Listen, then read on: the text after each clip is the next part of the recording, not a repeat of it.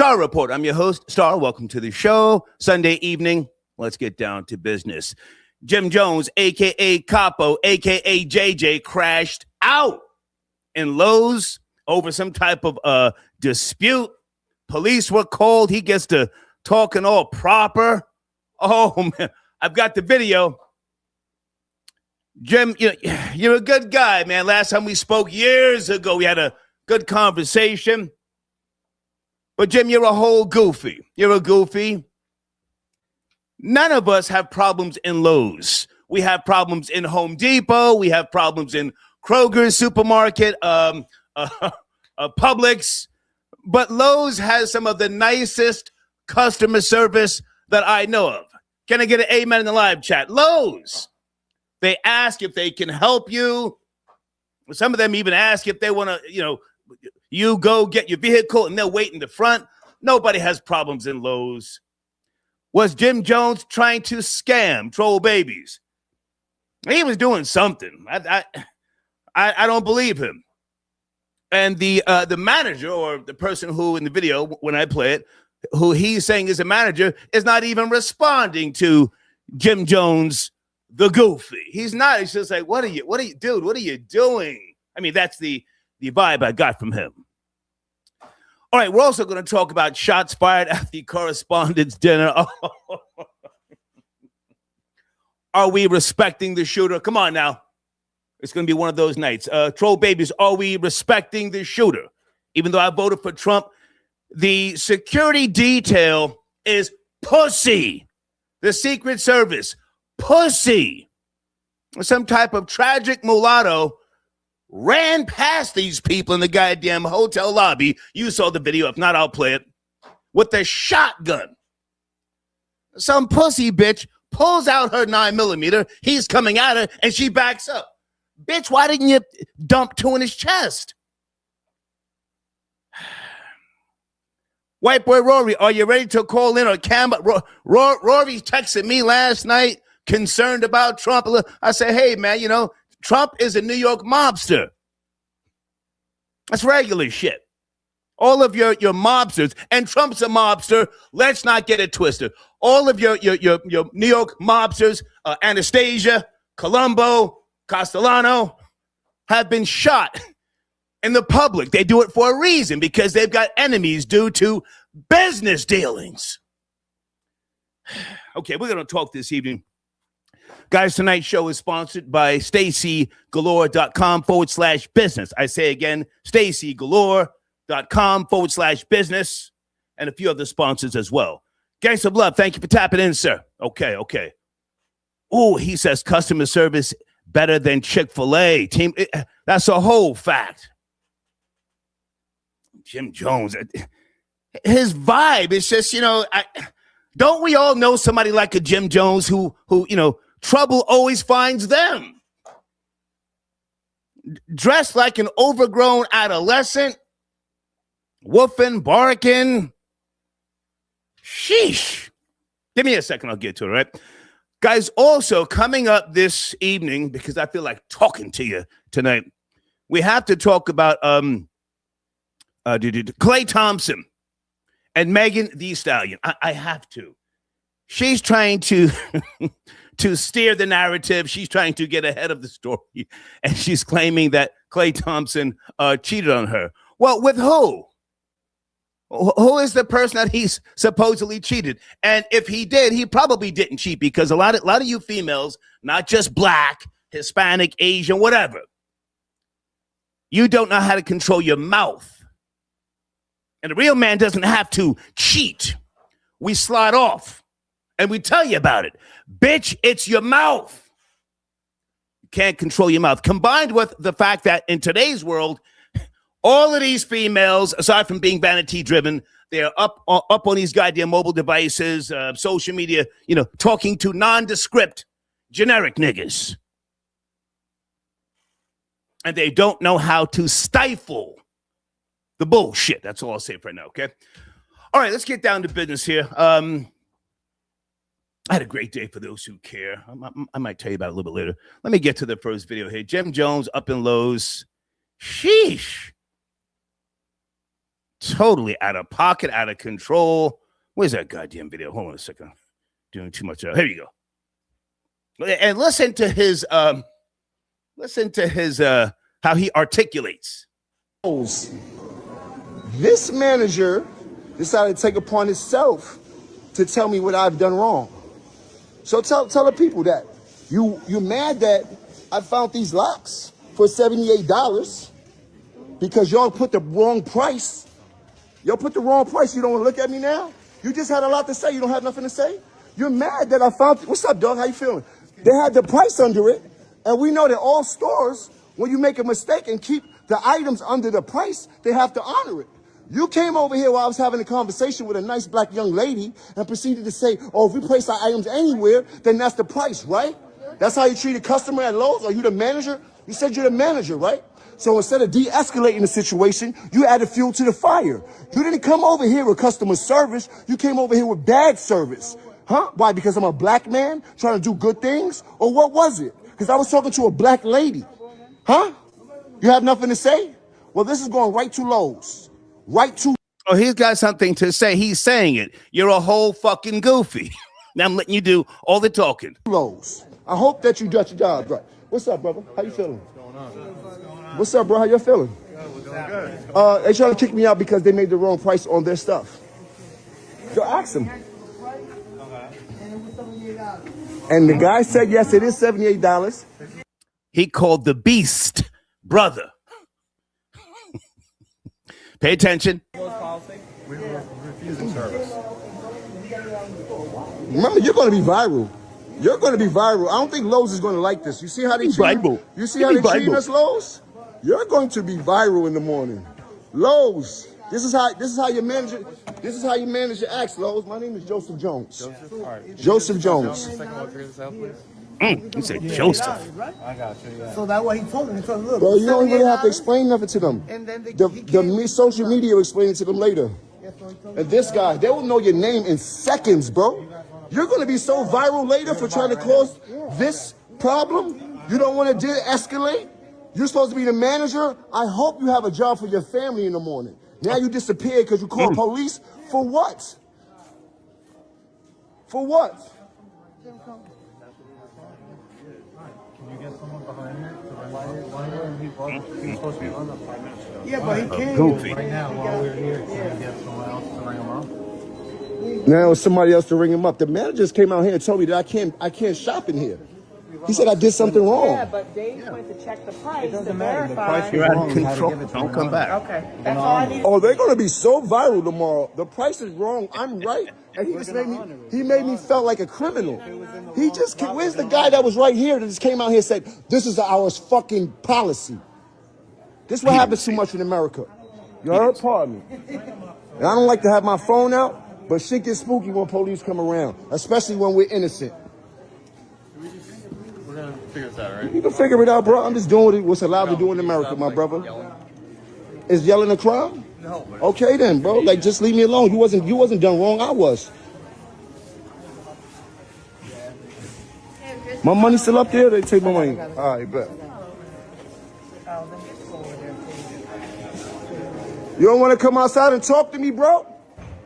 You don't want to come outside and say you was wrong and apologize? Maybe I won't post. Thank you for your comment on the screen. Of course, that's alleged. We don't know if Jim was scamming, but, you know, Jim is... He connects himself to a lot of younger people, and a lot of younger people, especially from New York and New Jersey, are scammers. They do the whole switching the barcode thing in Walmart and other places. You don't want to say I apologize? You don't want to turn around? You don't want to let the people know what you did, how you wronged me? No, you're a goofy. I don't de-escalated the situation as a good manager and save face for Lowe's. I come in here every week. What happened? You keep walking away. That's bad management skills. You have no customer service skills whatsoever.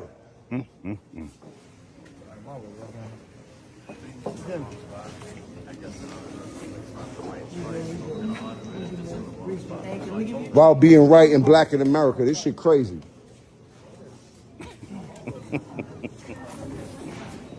Can you just hit cancel on that, please? Or did you put your... Okay, put your number. You can just hit cancel. People call police on black people as if that's supposed to scare them. There's no crimes being committed. The only time people get scared if there's crimes being committed. That's what us black people need to understand. We gotta stand down.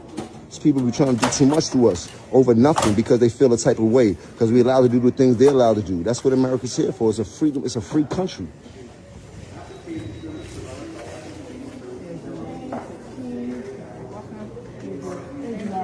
Thank y'all. Appreciate y'all. Y'all have a good one. Okay, let me get that up out of here. Phone lines are open if you want to call in. Rory, check your email. Rory said he wants to cam up, or he wants to talk about 4-7 and some other topics as well. Hey, Deeds. Okay, Deeds is on the screen saying he sound like a Mammy and a Karen all in one. That's a whole fact. We'll get to that shortly, okay? Guys, live chat. Members only tonight. You members have been good to me. You've been very patient. Thank you. Members only. I will try and get most of your comments on the screen, okay? Big Rose, I got your donation. Thank you, sir. Via Cash App. He says Jimmy can't afford an arrest, so he had to code switch. He stays in trouble. Wicked Hebrew. Jomo's broke ass was probably arguing over a coupon. Yeah, something to do with some locks. I'm going to play it again later.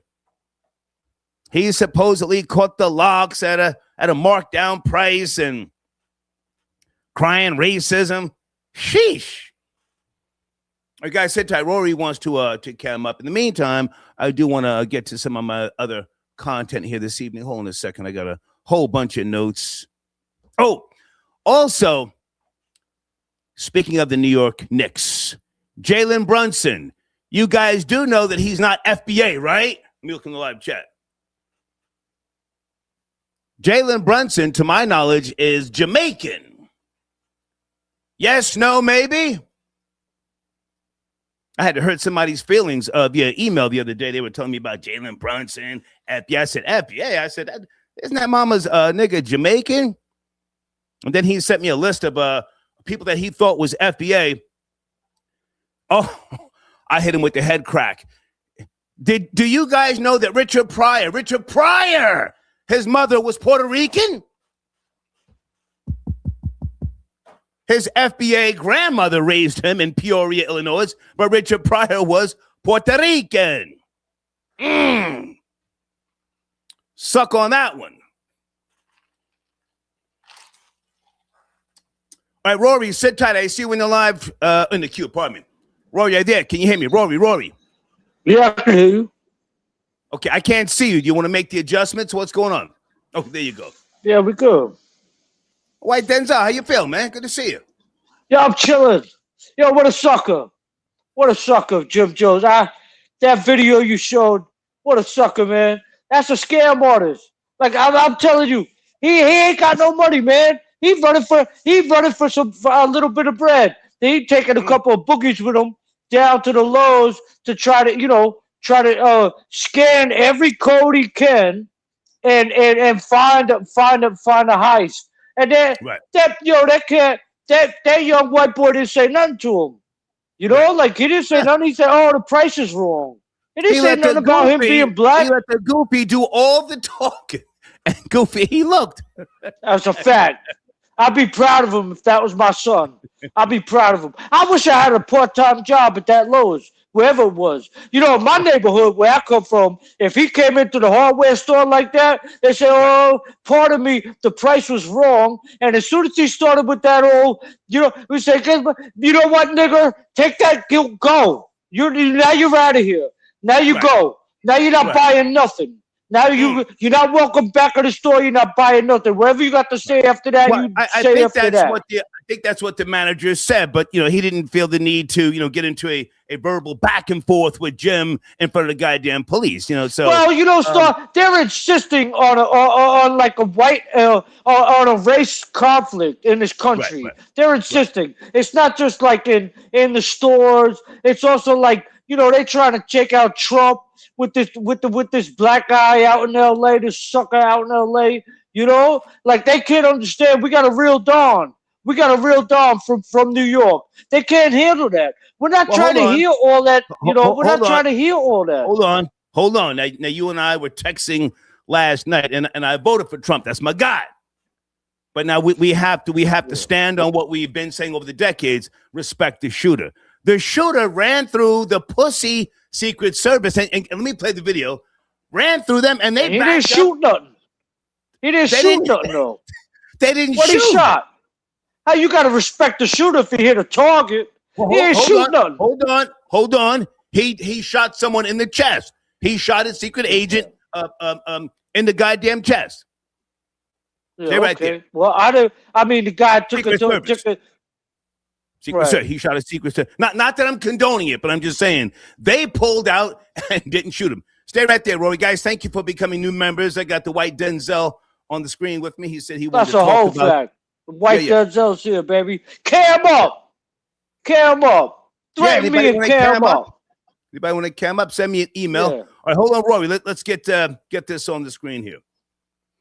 Let's go back for those who are not up to speed on the White House Correspondents' dinner and the reactions. Here we go.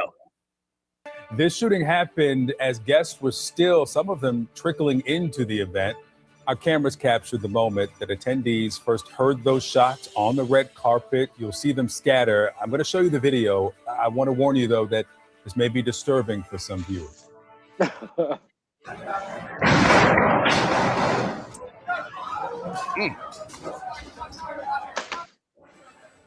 Now, a short time later, I'm talking seconds, security and law enforcement rushed in to figure out where the shots were coming from. Where's it coming from?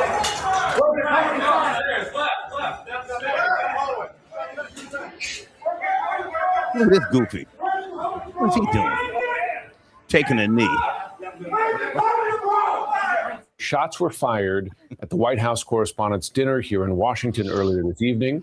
The U.S. President, the First Lady, as you see here, rushed from the stage of the main ballroom as gunshots rang out from just outside the room.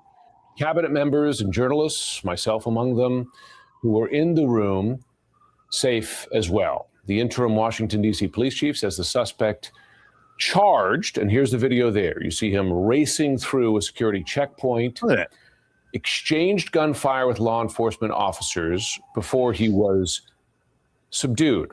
The suspect armed with a shotgun, a handgun, and multiple knives.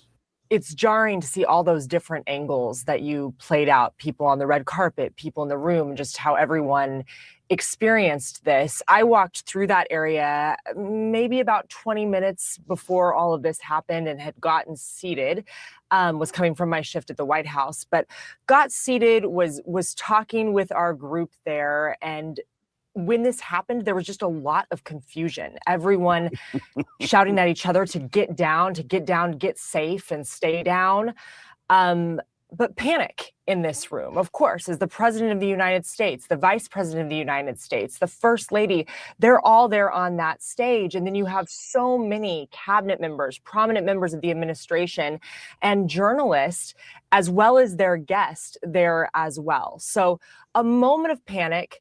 Everybody kind of has this moment of relief when they are able to get off the ground and still trying to figure out what's going on. We were told that the show would likely go on in some capacity. You then see this post from Trump himself saying that he wants the show to go on, but that he's going to follow safety and security protocols. Not long after that, though, there was another post from him where he said, law enforcement has requested that we leave the premises consistent with protocol, which we will do immediately. Stop right there. Okay, let me get that off the screen. Guys, phone lines are open. I got Rory with me on the screen for for as long as he's got time to talk. Thank you for your comment on the screen. Niggas get shot every day. That's a whole fact. Rory, you were overly concerned last night when you and I were texting you. What did you say? Yo, this ain't right. This. What were you saying? I forget. Well, I just think it's like it's coming to a head now, you know? I think it's like I think white people are going to really start fighting back around the world. I think there's going to be World War III. I think World War III is going to be a race war. I think they're pressing us. I'll be honest with you. I think black, Arab, Latinos. I think they pressing us around the world. They wanted like they're testing on gangster. I'll be honest with you. You heard what dude said. The black guy on CNN. He said, "I want to warn you people. This might be disturbing to some viewers." Like that nigga ain't seeing people get shot in Chicago, St. Louis, no wholesale slaughter all the time. Like black people ain't seeing wholesale slaughter all the time. Then nobody even got shot. And he's talking about, oh, maybe we should, excuse me, but this is going to be tough for some viewers. That's not tough. That's nothing. They shooting babies in the head.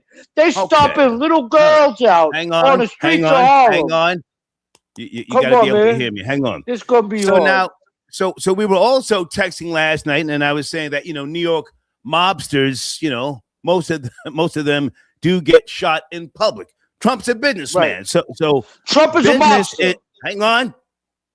Business is one of the greatest motivators with regards to public shootings, because you're trying to send a message to create fear to any and all people who do business with the target.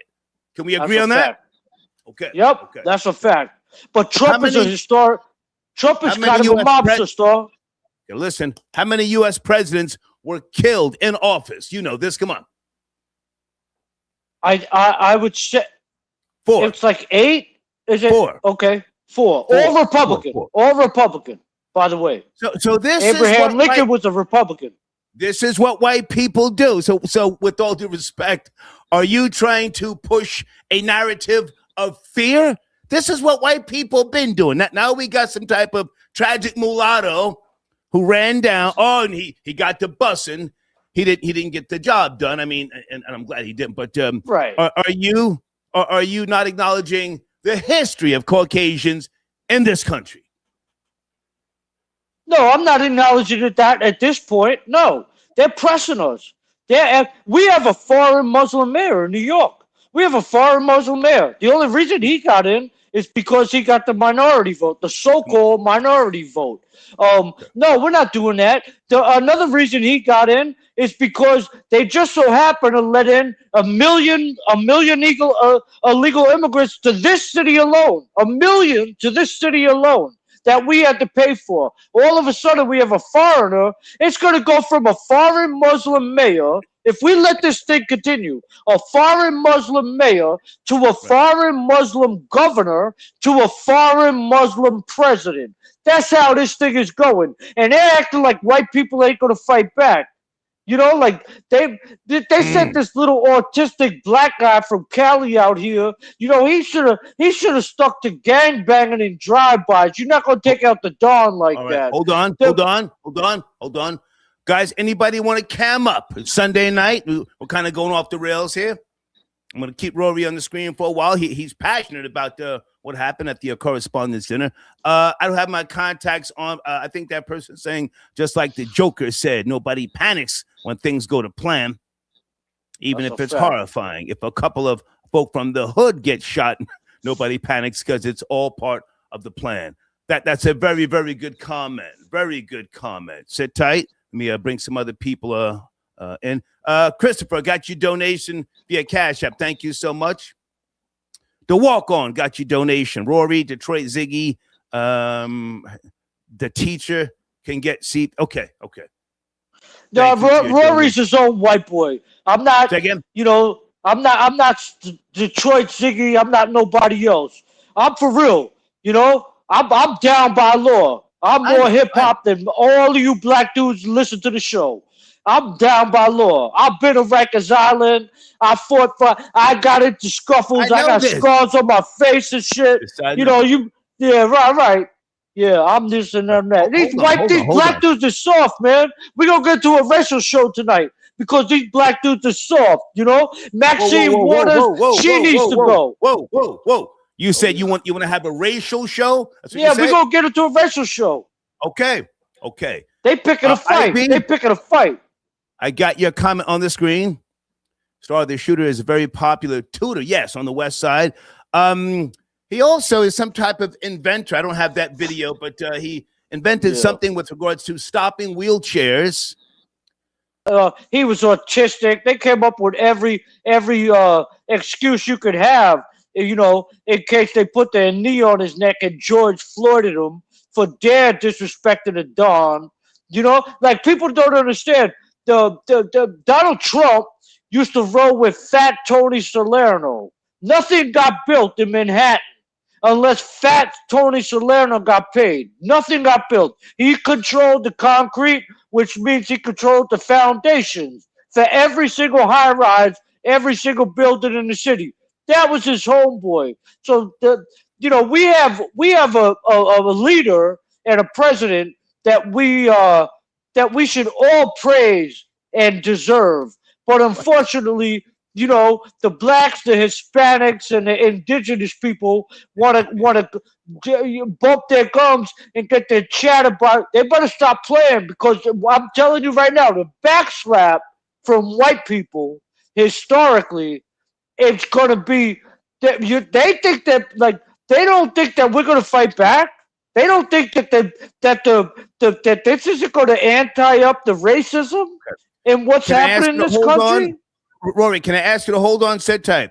Guys, phone lines are open. We're discussing a few topics here this evening. We haven't even gotten to Megan Thee Stallion claiming that Klay Thompson cheated on her. I don't dislike Megan Thee Stallion, but I want to try and get something across tonight, and I don't want to be mean-spirited or malicious. But females, you have to understand, we don't care how physically attractive you are. We don't care about your nails, your toes, your ass. If that mouth is out of line, me personally, I don't want to touch you. I don't believe in makeup sex. I'm not one of those simps. And I can only guess and or assume. I'm going to play a video a little bit later that Megan Thee Stallion, at some point she started doing too much, and Klay Thompson just said, I've had enough. Area code 773. Good evening. We're talking about a few topics, mainly Jim Jones crashing out. Are you there? 773. Hey. What up, sir? How you doing tonight? Yes, sir. Good to hear from you. Where do you want to start? All right. Good. Hey, I was up here listening to Rory. Hey, and I'll say this. He keeps talking about the indigenous, Hispanics, and African-American population here. To a point, I got to agree with you.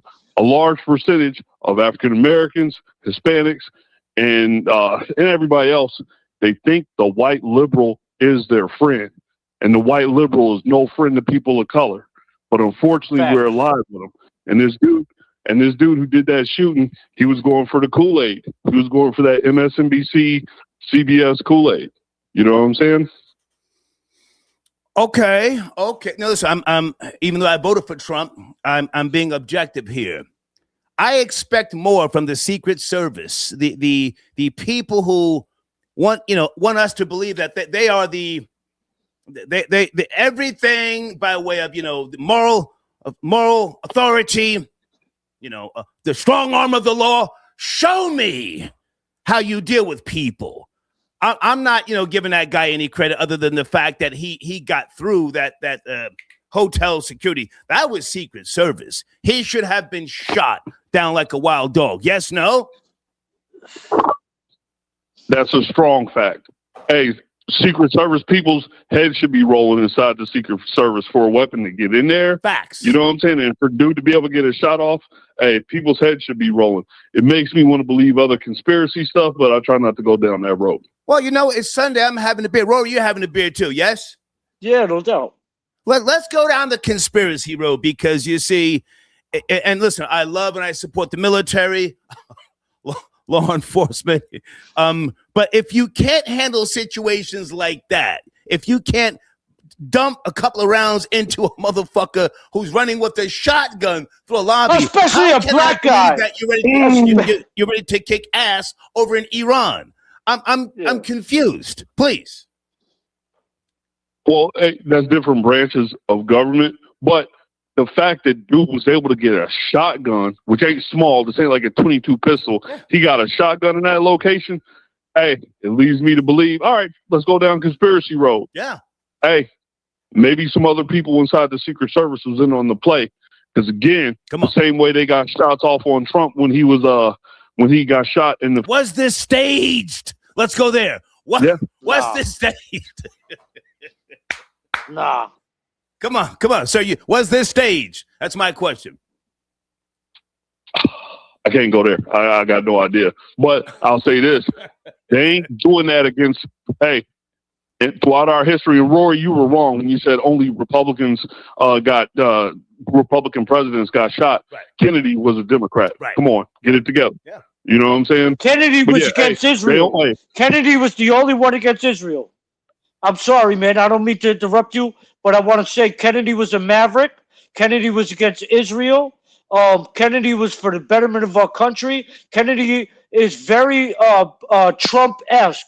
Hence the reason why Trump hired RFK Jr. to go after the pharmaceutical company. We now just passed. We're getting, which is like people don't talk about. We're getting prescription medications for the older people at the world market, which is something America never got before. They just passed that law. No, Kennedy was a threat. Kennedy was a real Catholic. He was a Democrat, but he was, I would consider him a conservative Democrat in today's modern times. He loved America, man. His family loved America. Rory, I want this man to speak. Sit tight. Let this man land his plane. Sir, take your time. We don't have to agree, but I just want to be as objective as possible. Come on. Hey, low key, I agree with Rory. And what I was about to say, the only presidents that ever get that the machine tries to murk are the presidents that goes against the machine. With that being said, y'all have a great day. Yes, sir. Thank you. Rory, sit he tight. was educated. Yeah, was an educated caller. Hang on. My point is that Caucasians, for the most part, do the killing. You can talk that Republican, Democrats. we ready to kill. This whole World War III's. Put that white boy on mute. To walk on, I got your other donation cash app. Guys, cash app link is at the top of the live chat. He says, I'll call in. Rory, we're going to give you what you asking for. Okay, thank you for your donation. Hey, Miriam, I got your donation. Thank you for your support. My show producer sent me some. I'm talking about Cole's interview. Okay, thank you, Deeds. I'm going to get to that shortly, okay? Do we want to keep talking about Jim Jones, Rory? I think this is important because he has issues wherever he goes. It's like, I thought he grew up. I thought he was different from the guy who I knew back in the early 2000s.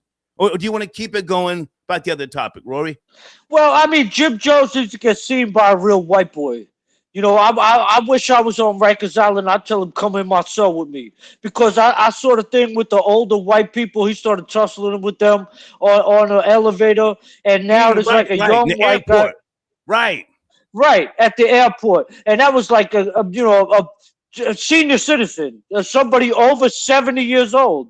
That was the first time we seen him tussle with somebody on camera. And now he's getting into it, trying to like browbeat and talk down to a white kid. Like that could be anybody's kid working at Lowe's, man. That kid didn't say nothing to him. That kid didn't say nothing racial to him. Stay with me. Guys, don't let Rory intimidate you. Call in, cam up. He wants to smoke. Yeah, unless I got real beef with you. I'm not like trying to. Yeah, you're not gonna see the other side. You're not gonna see Raw Dog. You're not gonna see the street side. My street name is Raw Dog. Houston, are you calling in? That was given to me in '91. You're not gonna see Raw Dog unless you press me. So, you black dudes, don't be scared.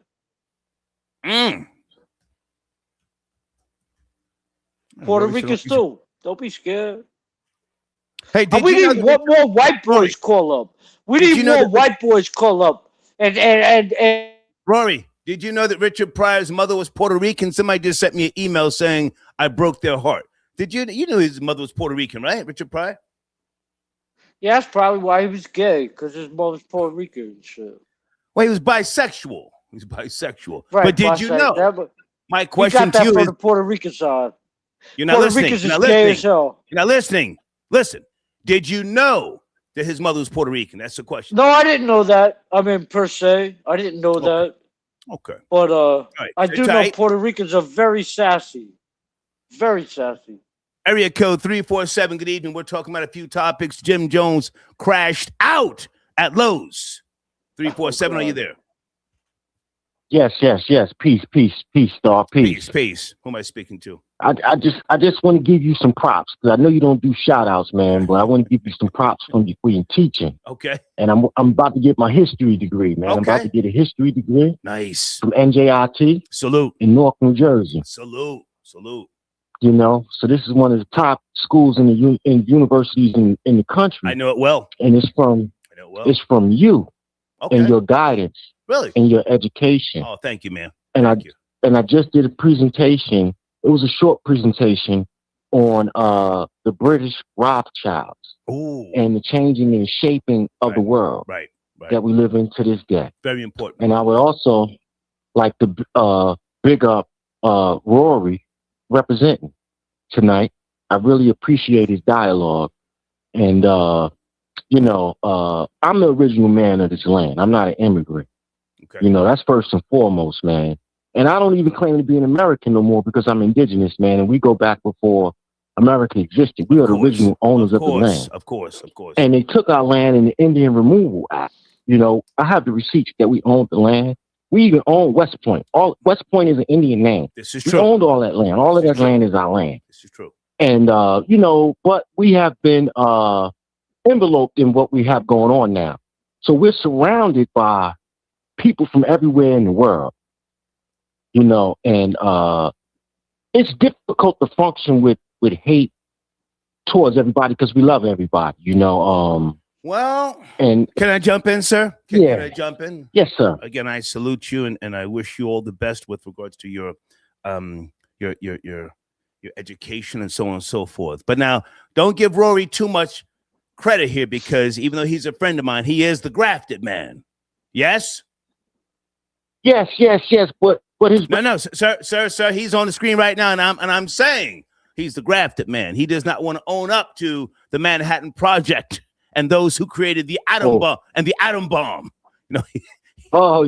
He's trying to put it off on something else. No. We want to deal with how and why did the shooter even get through? Why was he not laid down, Soul Brother style? That's where I'm coming from tonight. But back to you. Or do you want to ask Rory something? He's right there. You know, let's take our time tonight. Well, I think he was a plant. And they let it go down like that. But it was part of the show. Okay. But the problem is it doesn't take away from the fact that Iran, you know, is controlling the Hormuz Strait and you know, the Houthis, and they have this high technology. They got a new rocket. They got these rockets, man, that could travel at Mach 2 from China and drop about 50 warheads that are undetectable, and they could blow everything up right over here. And Rory is misinformed. And there you go. You know, as the Honorable Elijah Muhammad said, the devil's rule is up. The gig is up. Can we let Rory respond to what you've just said? Rory, this man is respectful. Let's keep it respectful. Rory, you have the floor. Yeah, well, I mean, I just think that we're always going to be the underdog, and there's a large segment of society. Who? White people? Who? Who's the underdog? America. Well, I'm talking about America. I think God gave us this gift. I think God, you know, I think we're God-given to the world.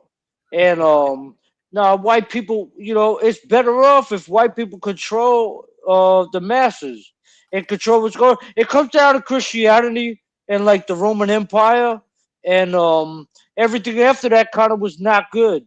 You know, I'm not knocking the guy that's calling in.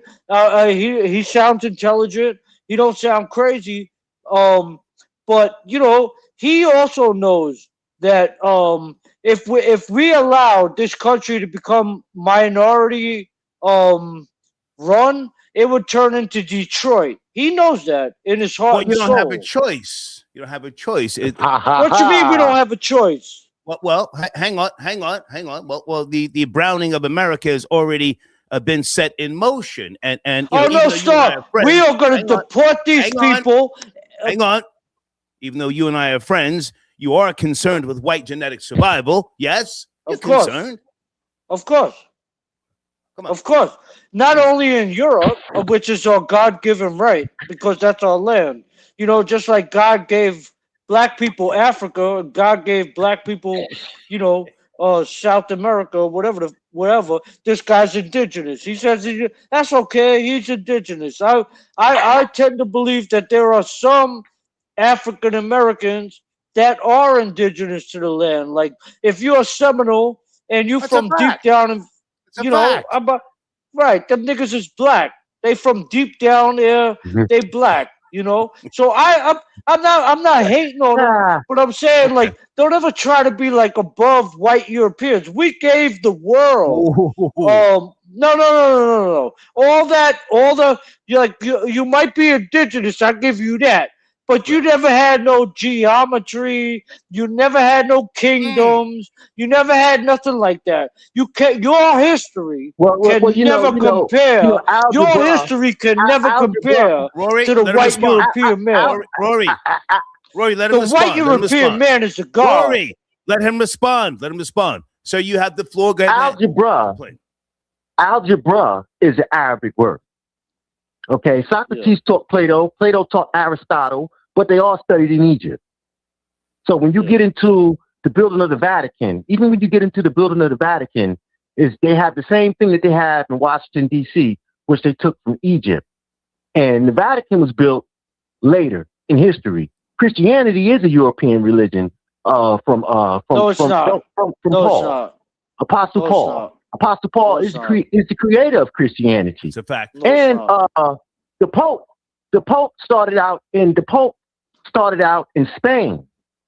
Okay? Queen Isabella and King Ferdinand, when they took the Alhambra from the Muslims, when they conquered the Muslim Moors, right? The reason they were there because of Muslim and they took the Alhambra and they turned it into a Catholic church. And the Pope said, "We have plenty of these in Europe, but we don't have many of these." And he was disappointed that they turned the Alhambra into a Catholic church. So this was the changing of the guard. When you had Constantinople that fell, in Rome, and it was taken over by Suleiman with the Blue Mosque. So, the Christians lost the pagans because it really was the pagans. And they lost Constantinople, which was under Constantine. All right, sir, I hate to cut you short, but can I ask you to bring it up to today's time and land your plane. Please. Okay, I'll land my plane to today's time. Well, the war was against BRICS. And the war is against China, and China hasn't gotten involved yet. And America is in a lot of debt to China also. So let's just keep all of these things in mind, that America is trillions and trillions of dollars in debt. And, the same thing that they did in Europe when they fled Europe to come over here, the small hats, they did to over here.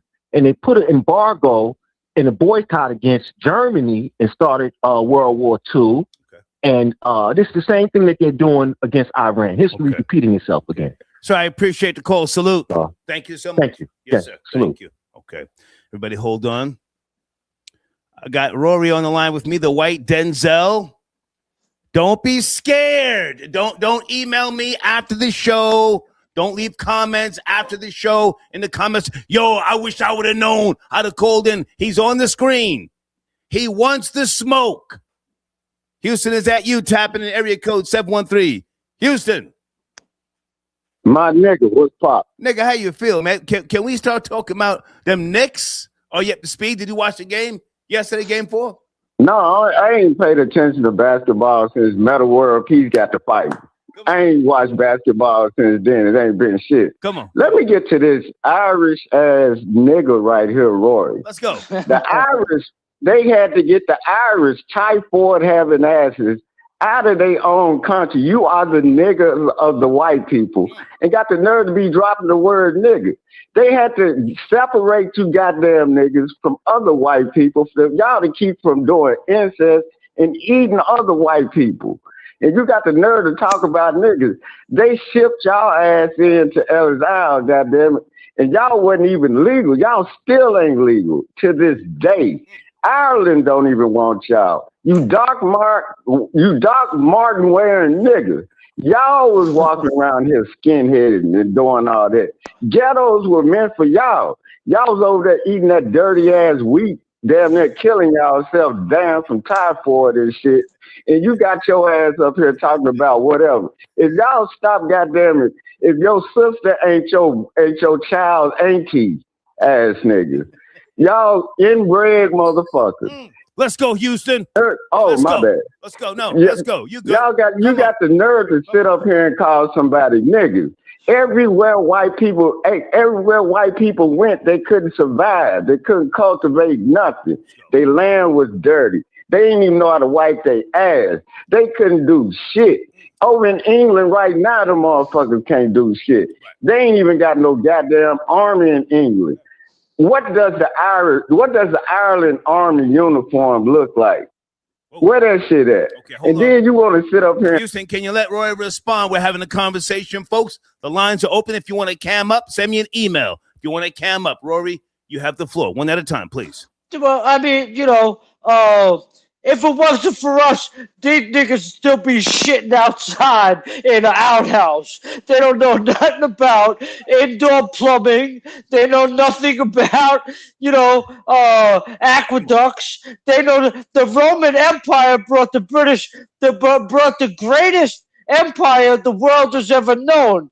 I'm not for nothing. Like Houston. This guy Houston is so lucky that his black ancestors are brought to this country. Otherwise, they'd be carrying 5-gallon buckets of water on their head 20 miles back to their little huts, with coyotes and fucking orangutans and doing their wash. If they ever wash themselves, they talk about wash themselves. You did laundry on a flat rock. You did laundry on a flat rock for 1,500 years. Go to Africa and see the washers and dryers.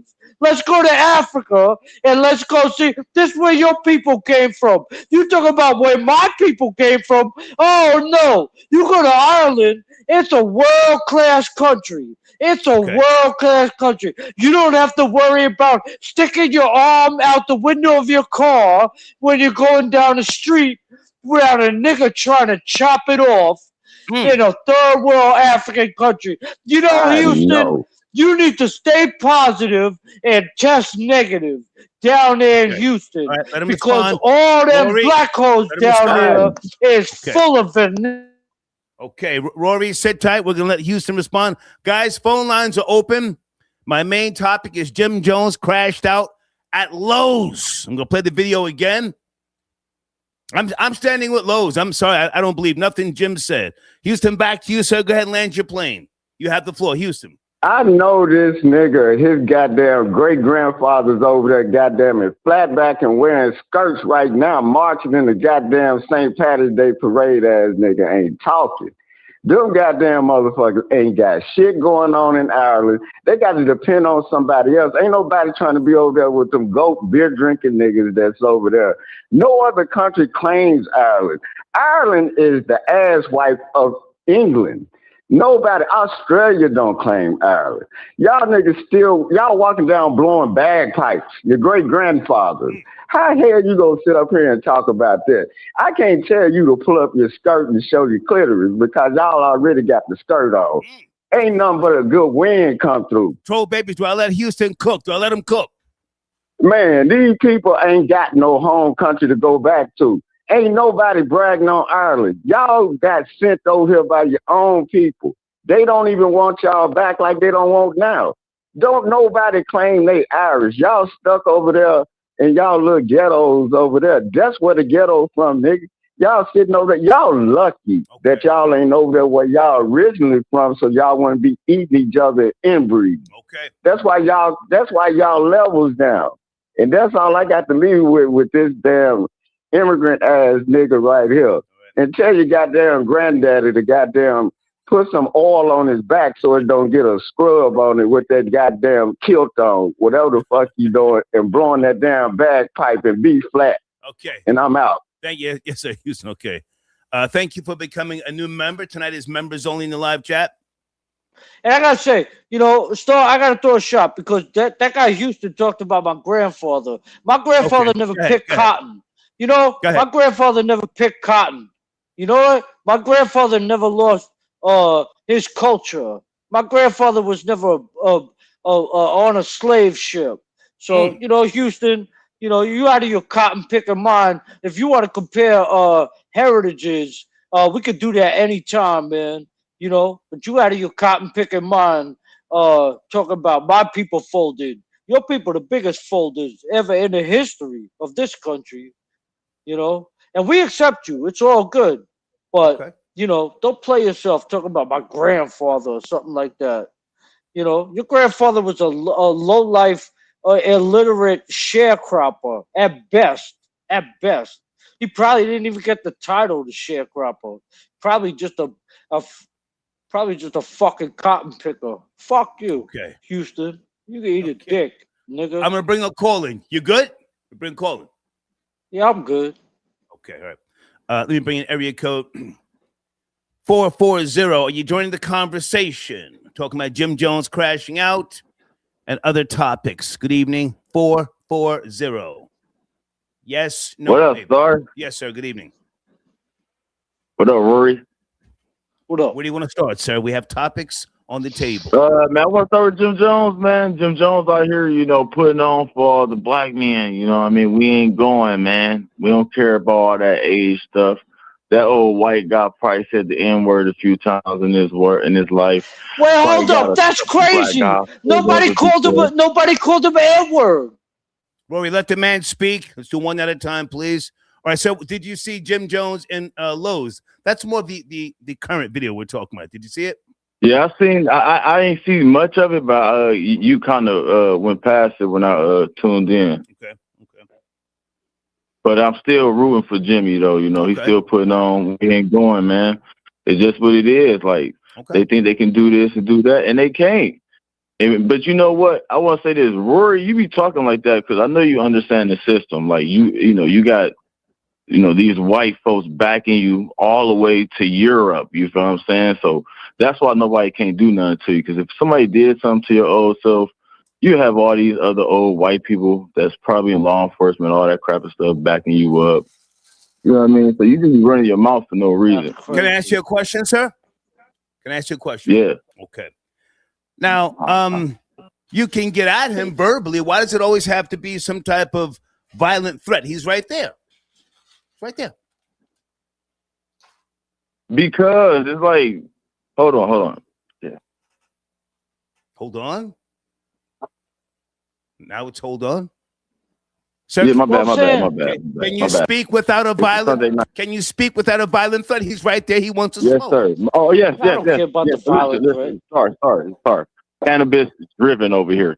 So listen, Rory, why won't you go back to that lovely place called Ireland? Why are you staying here? There you go. Why won't you go back? Why do you got to claim, I'm an American? Why do you go off nationality and not ethnicity?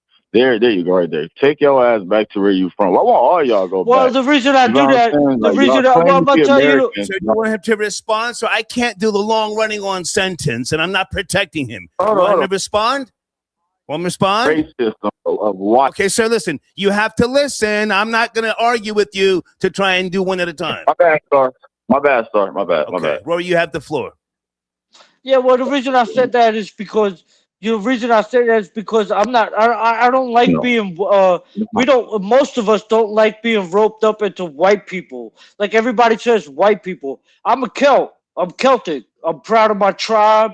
I'm Irish. I'm proud of my tribe. Everybody knows that. I'm not a white person. Like I'm not German. I'm not. I'm not from Scandinavia.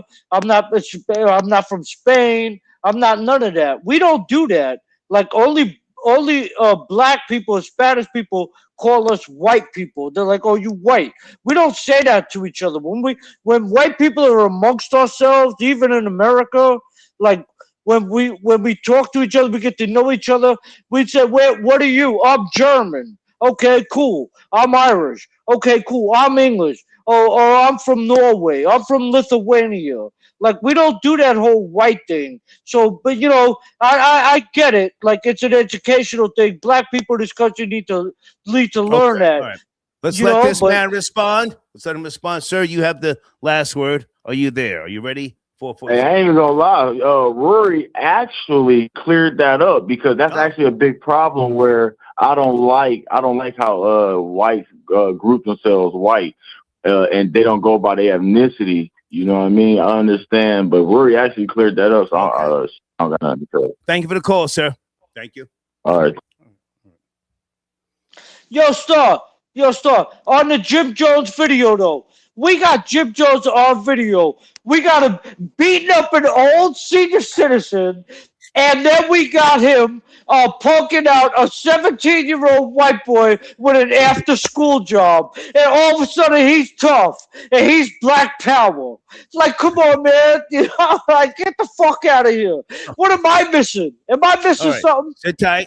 Skylar Saunders, good to see you, sir. Where do you want to start? Skylar. Salute, Mr. Terrain. Salute, Rory. What do you want to start about? Hello.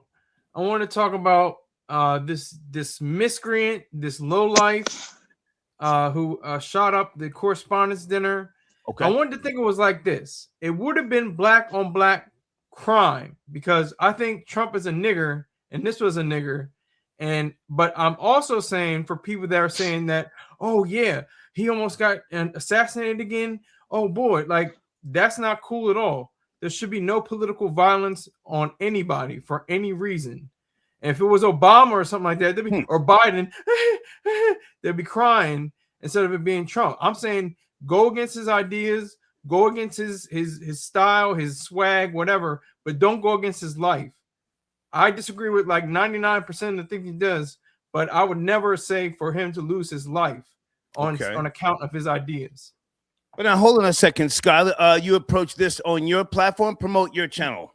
Yes, Sky Saunders at SKYSAUNDERS. I'll say that again, at SKYSAUNDERS, as well as I wrote a story on vocal.media that you can check out. Go to Skylar Saunders, SKYLER space SAUNDERS to find that story.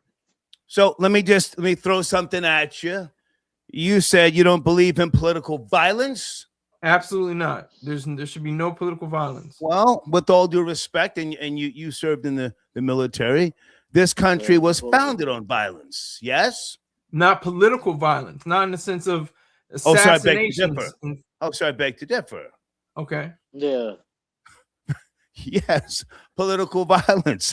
Presidents have been killed in this country to set the tone. Hang on. To set the tone and instill fear. 4 presidents to be precise. I'm sure. Excuse me, 4. You're right. Garfield, McKinley, Kennedy, Lincoln. So everything here has been by way of a violent nature. We are the colonizers. We are the treaty breakers. I support it. I support the killing for this beautiful land. But now, do you want to do you give a different take on your platform? What is and guys, sit tight in the queue. John Blaze, sit tight. I see you, sir. Tell us about your video that you addressed this when yesterday. When did you? Just today. Come on. And I also addressed the footage, which was horrific footage. Like it was terrible. It looked like something from the 1970s. We have like 16K HD. Yeah. Why aren't the cameras clear? That was a little thing that I had contention with. But I did. They have not yet found any failures within the Secret Service yet. They have not found any failures within the framework and their timing or anything. He was registered a day ahead, and he said that he could have came in with a 50 cal machine gun. The way that that some of the other security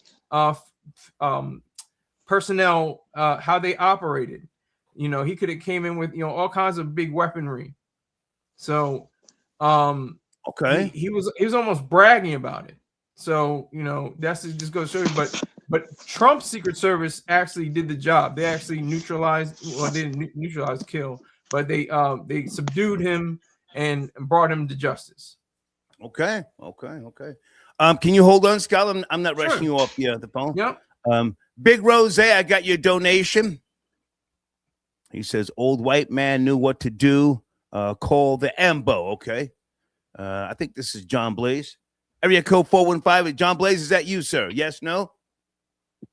John Blaze on the check-in. Hey, man. I just wanted to. Good to hear from you. Hey, what's up? Good. We're good, sir. I just wanted to take a shot at Rory and give him just a little bit or a taste of his own history because he's lying to the public with regards to him not being white.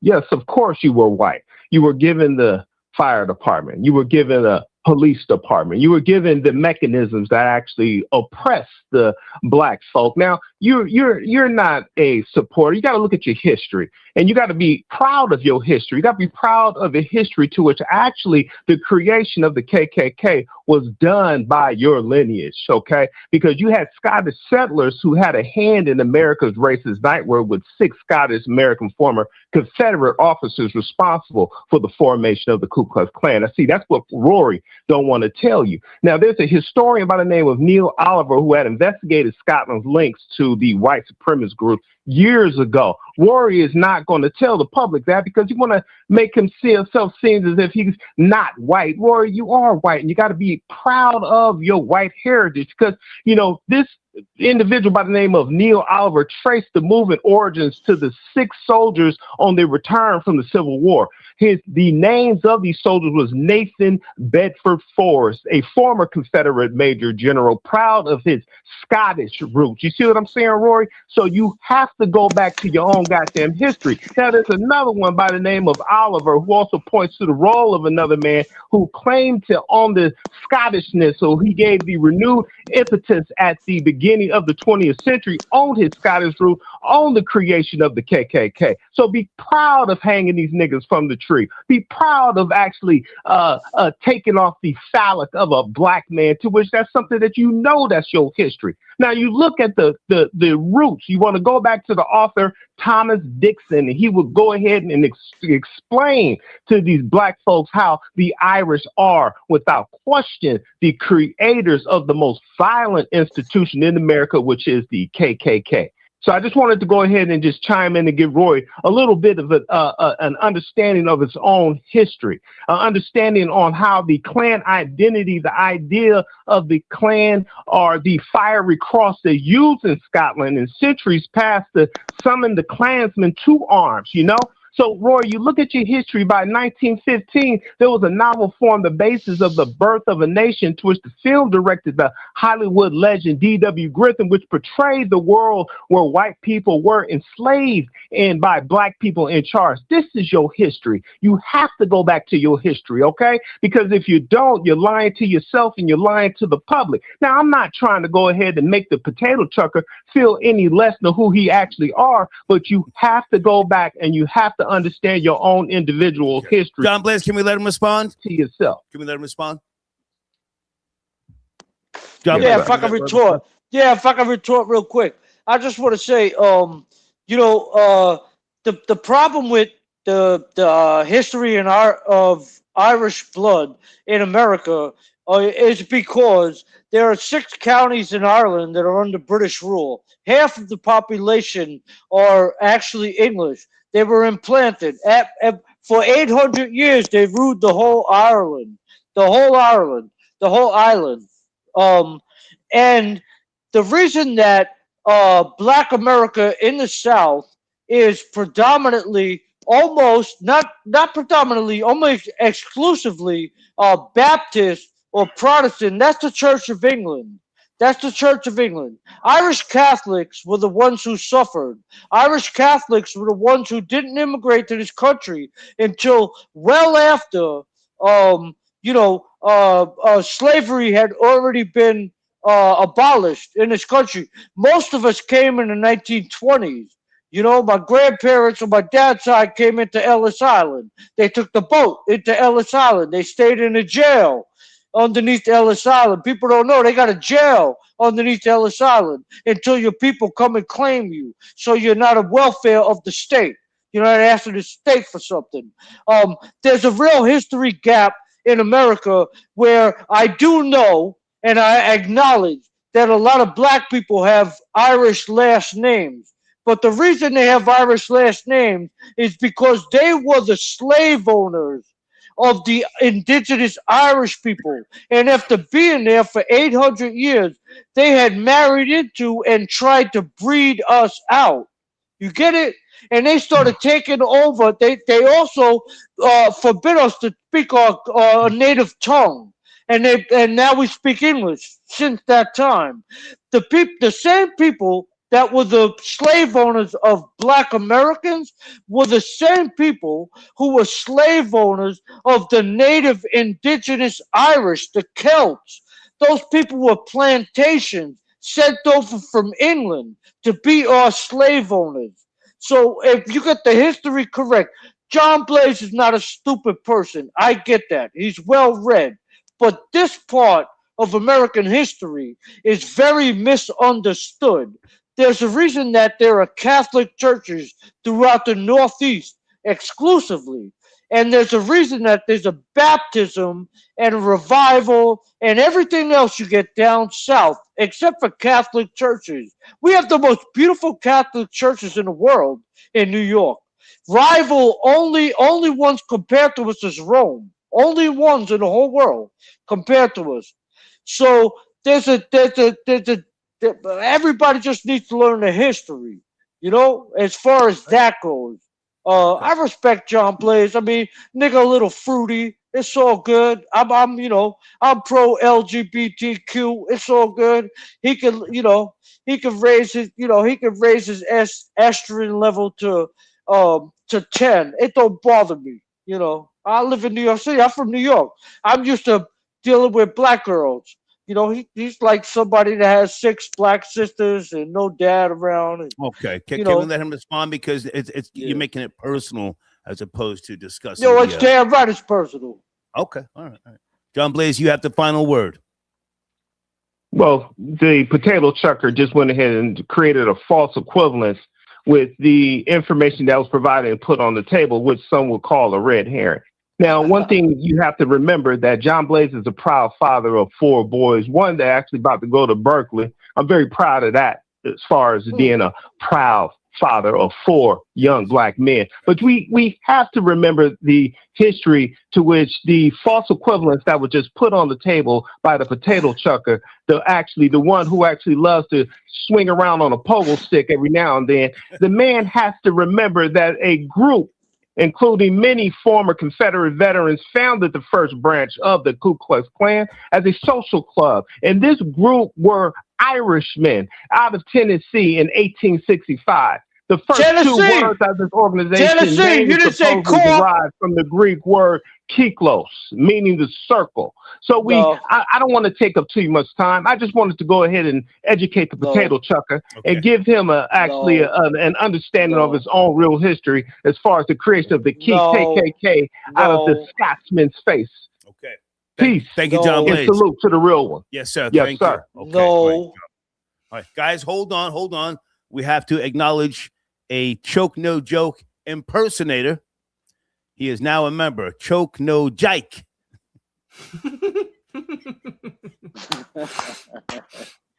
If you spend Skrilla, I've got time for the bullshit. Thank you for becoming a member to the Star Report. Thank you so much. Guys, sit tight in the queue. Charles, I got your donation. The manifesto of the mulatto shooter. Anti-Trump and anti-Christian. Okay, thank you so much. Houston, I got your email. Thank you. The walk-on, I got your donation. Thank you, sir. Now, were you the guy who called in and you just wanted to talk crazy off the rip? If that is you, thank you so much. But, I want you guys to engage in dialogue, and then we can do the trolling thing after. A lot of people watch the Star Report to be informed, and I take that very, very serious. But thank you, the walk-on. Skylar, back to you, sir. Any thoughts on Jim Jones crashing out? Did you address this on your platform yet, Skylar? Didn't address this. Can I just add a little bit more sauce? Absolutely. Come on. Oz Perlman, if you're familiar with him. How familiar are you with Oz Perlman? You're asking me? Yes, sir. Either one. I'll Google it. The name doesn't ring a bell, but go ahead. Okay. So he was supposed to be the featured guest or host of the evening. He was supposed to be. You mean last night? Yeah, last night. Yes. Okay, come on. So obviously he didn't get a chance to do it. But this is my thing. He's supposed to be a mentalist, and he's supposed to be this guy that can read minds. Okay, he claims that he's not a psychic. He makes a difference between a mentalist and a psychic. But why didn't he read the mind of this Allen fellow? Why didn't he say stop him at the gates? That's weird to me. I don't know. Yo, they got Bloods where you live, Skylar. Do they got Bloods and Crips? Do they got Bloods and Crips where you live?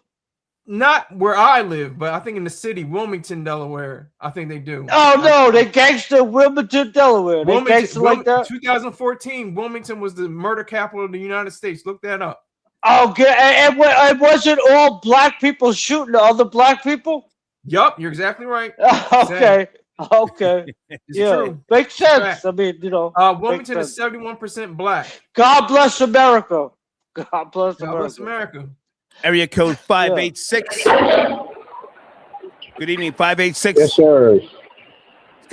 What kind of noise you sir in the background? Can you make the adjustments? We can't do the noise, sir. 586. Too much noise, man. I got some good points about history to make as well, man. Okay. There's too much noise in the background. Can you make the adjustments? Take off the headset, whatever you're doing. I can't let you kill the vibe. I appreciate the call.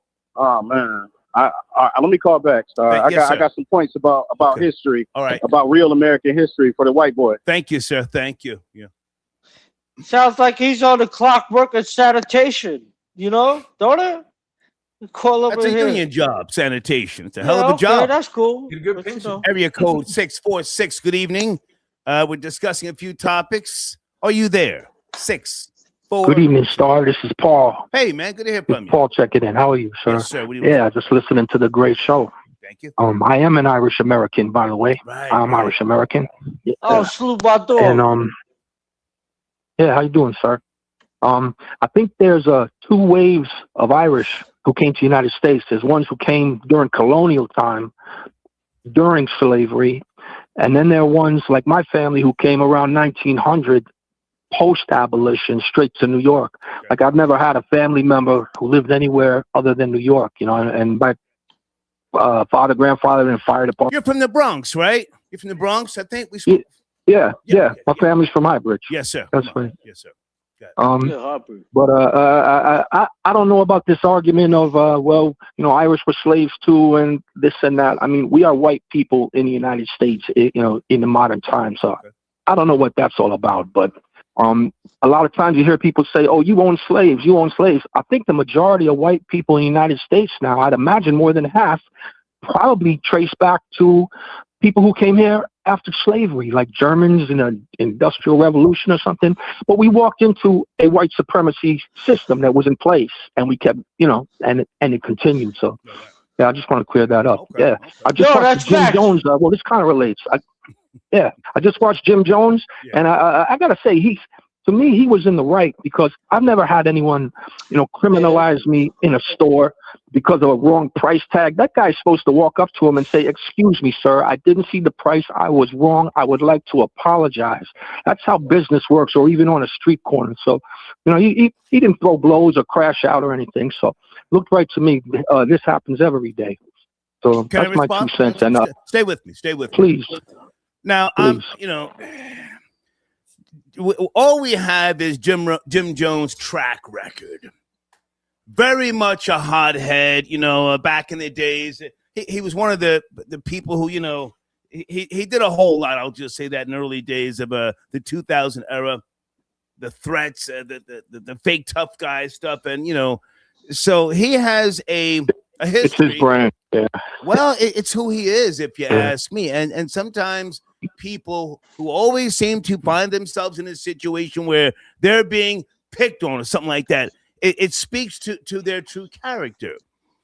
I don't know for certain. Hell, I've been in situations where, I've had to raise my voice, but at the same time, as I get older and as he gets older, you have to be more, you have to know how to diffuse something.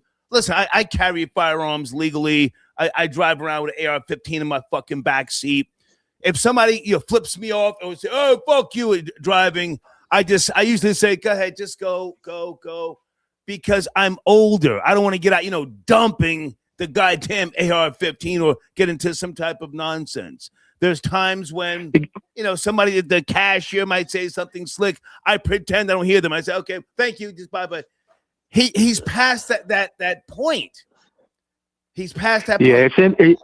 It's impulse control as we get older and wiser to navigate a situation. Yeah. And there's a lot of 50-year-olds. They're walking around like teenagers. Yeah. So it's okay. That's trappings of fame, or I don't know what. But by the same token, there are people from all backgrounds who might get irate in a restaurant or a business situation, and they still come up and apologize because you're the customer. So I hear what you're saying. You're playing it safe, man. Any thoughts with regards to the correspondence dinner? You're a fake ass white boy. Yeah, it looks real fake to me. It just happened. It happened like the next day after he was saying, I got to build this bunker for protection. It's dangerous for me. And then the next, it's just, I don't know, man. I don't know. Hey, get this white boy off the line, man. You're a fake ass white boy. Rory, I know you got people. Hold on a second, Paul. Get this fake ass white boy off the line, man. What's up? He's a fake white boy. I don't care. Nah, he's sticking up for Jim Jones. He's seen that. He's seen the whole video. He the type of white boy be in Rikers and hold the knives or hold the razors for the Bloods because he's scared to get slapped by them or go into the cell with them. Nah, man, you was okay until you start doing that capping for Jim Jones and shit. You're not a real white boy, man. I don't believe your story. You're not Paul from Highbridge. You're not from High. What year were you born? What year were you? What junior high school? I was born. Hold on. I was born in the mid '60s. My father was one of the first students at Cardinal Hayes. What you George said? Carlin over there. But hold on, sir. You're drinking beer. You're chugging. You're throwing it back with whiskey. You probably break out some Listerine next, sir. You're an embarrassment. Get your clean voice on. I'm not your dog. No. You a fake white boy. You a fake white boy. You ain't from Highbridge. You ain't from an alcoholic, sir. You a liar. You are an alcoholic. You calling into the show lying. What block you lived on? What block you lived on? I'm not in New York anymore. What block you lived on in I don't want Highbridge? you over at my house, man. No. What block you lived on? If you don't live here no more, it's all good. What block you lived on in Highbridge? Ain't nobody talking about where you live now. What block you lived on in Bronx? What block you lived on Highbridge? What's your block? Hold on, 168th and Woody Crest. And then I moved to Lower Manhattan. And what's your favorite where? And then you moved to where? Excuse me? Well, then you moved I'm not to where? answering questions from you, sir. Sir, Yeah, you're right. a drunkard. Yeah, right. You sound Yeah, racist, right. frankly, You and looked you up sound Google ignorant, Maps. man. So you You's keep a continuing Google on Map. this. You's You a tell them all Google about how Map, the Irish nigga. were slaves and I blah, knew blah, it. blah. As soon as you started protecting Jim Jones, I said, this a fan. This a World Wide Web fan.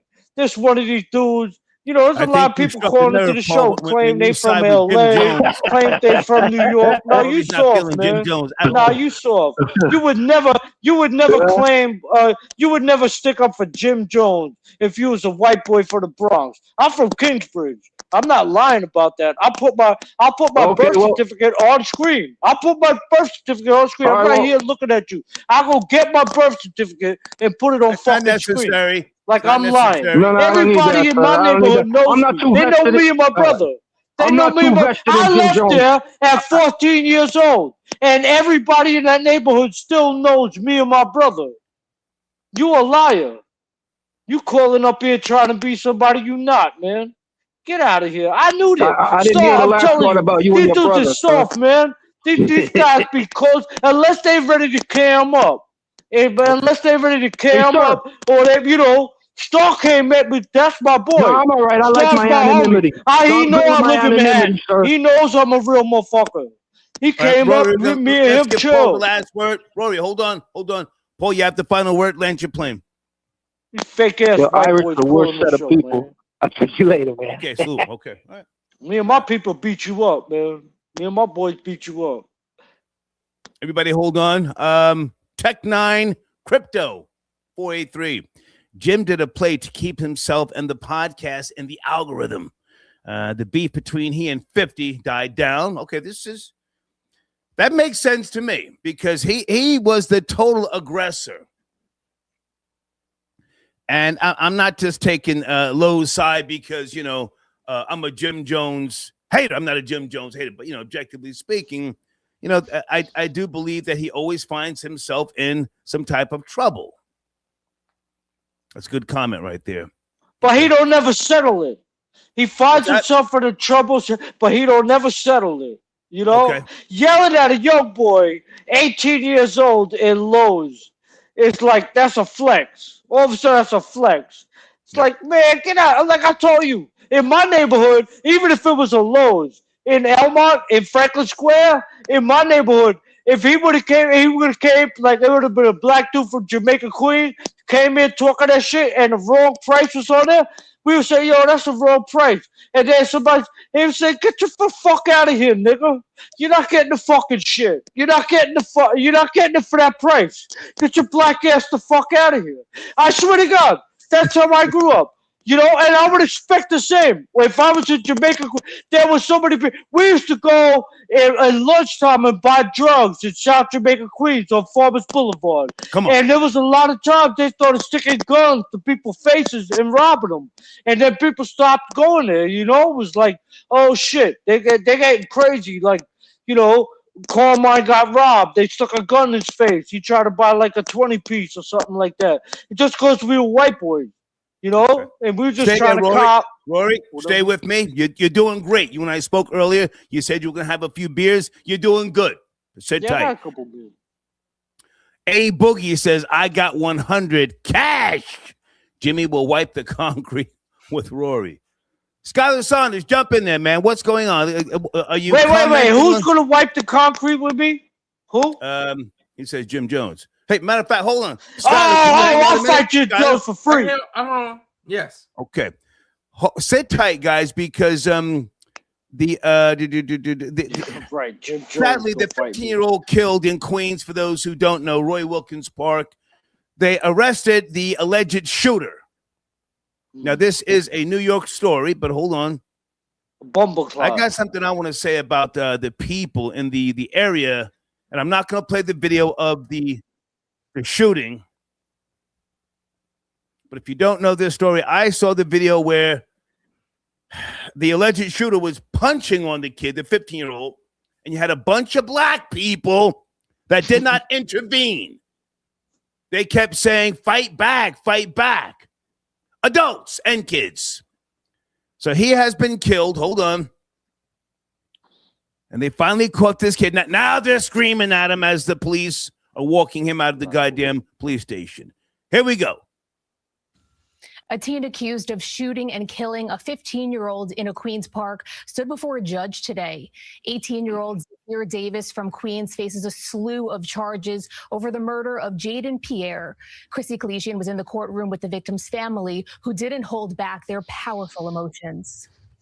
Even through Saturday's rain, candles burned bright for 15-year-old Jaden Pierre at a heartfelt memorial for the teen in Roy Wilkins Park, where he was gunned down just over a week ago during a water gun fight. A few minutes away, officers held back family members as they watched Pierre's accused killer, 18-year-old Zahir Davis, be walked out of the 113th precinct. He was pelted with profanity and insults from friends and family of Pierre before being taken to his arraignment in Queens Criminal Court, where they also followed. Cameras weren't allowed in the courtroom. Davis stood quietly before a judge as he was charged with second-degree murder, gang assault, and 2 counts of criminal possession of a weapon. Officials say Pierre was beaten by a group of teens when Davis allegedly pulled out a handgun from his bag and shot him in the chest. Davis's private attorney entered a not guilty plea. Right now, the family's hurting, friends are hurting, other kids are hurting. Outreach worker with youth empowerment group King of Kings, Mimi Amani, has been working closely with Pierre's family. The Queens DA's office considers Davis a flight risk, allegedly taking a flight to Jamaica the day after the shooting, as the office says, quote, to evade responsibility. Police urge Davis's family to have him fly back home. If convicted, he faces 25 years to life in prison. A 15-year-old shot for nothing.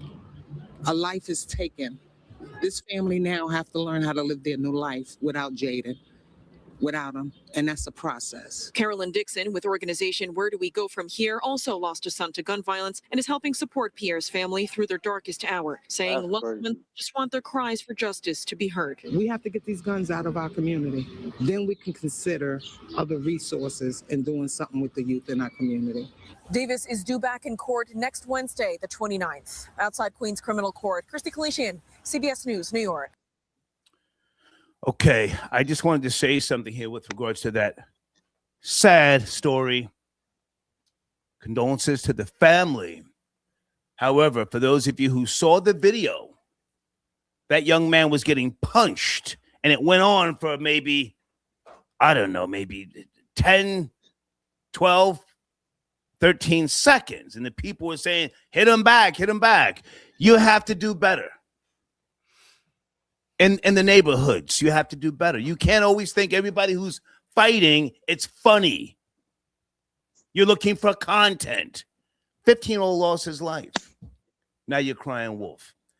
Any thoughts, Skylar, or no? Rory, any comments? No. If not, we'll keep it pushing. I just wanted to play Yeah, that man. But no, you know what? There's an angle to the story that people are not talking about. He's a tether. You know, he's an anchor baby, more or less. He's an anchor baby. And you know, there's a whole revolution in this country going on, as far as immigration wise, especially because it's been coming from these third world countries. You know, he ran straight to Jamaica. What does that tell you? Like, he had a place to go. That's an allegiance to Jamaica. You know, he killed an FBA kid. He killed an American. I don't like FBA. Black American. He killed an American, and he was able to like be and run to Jamaica.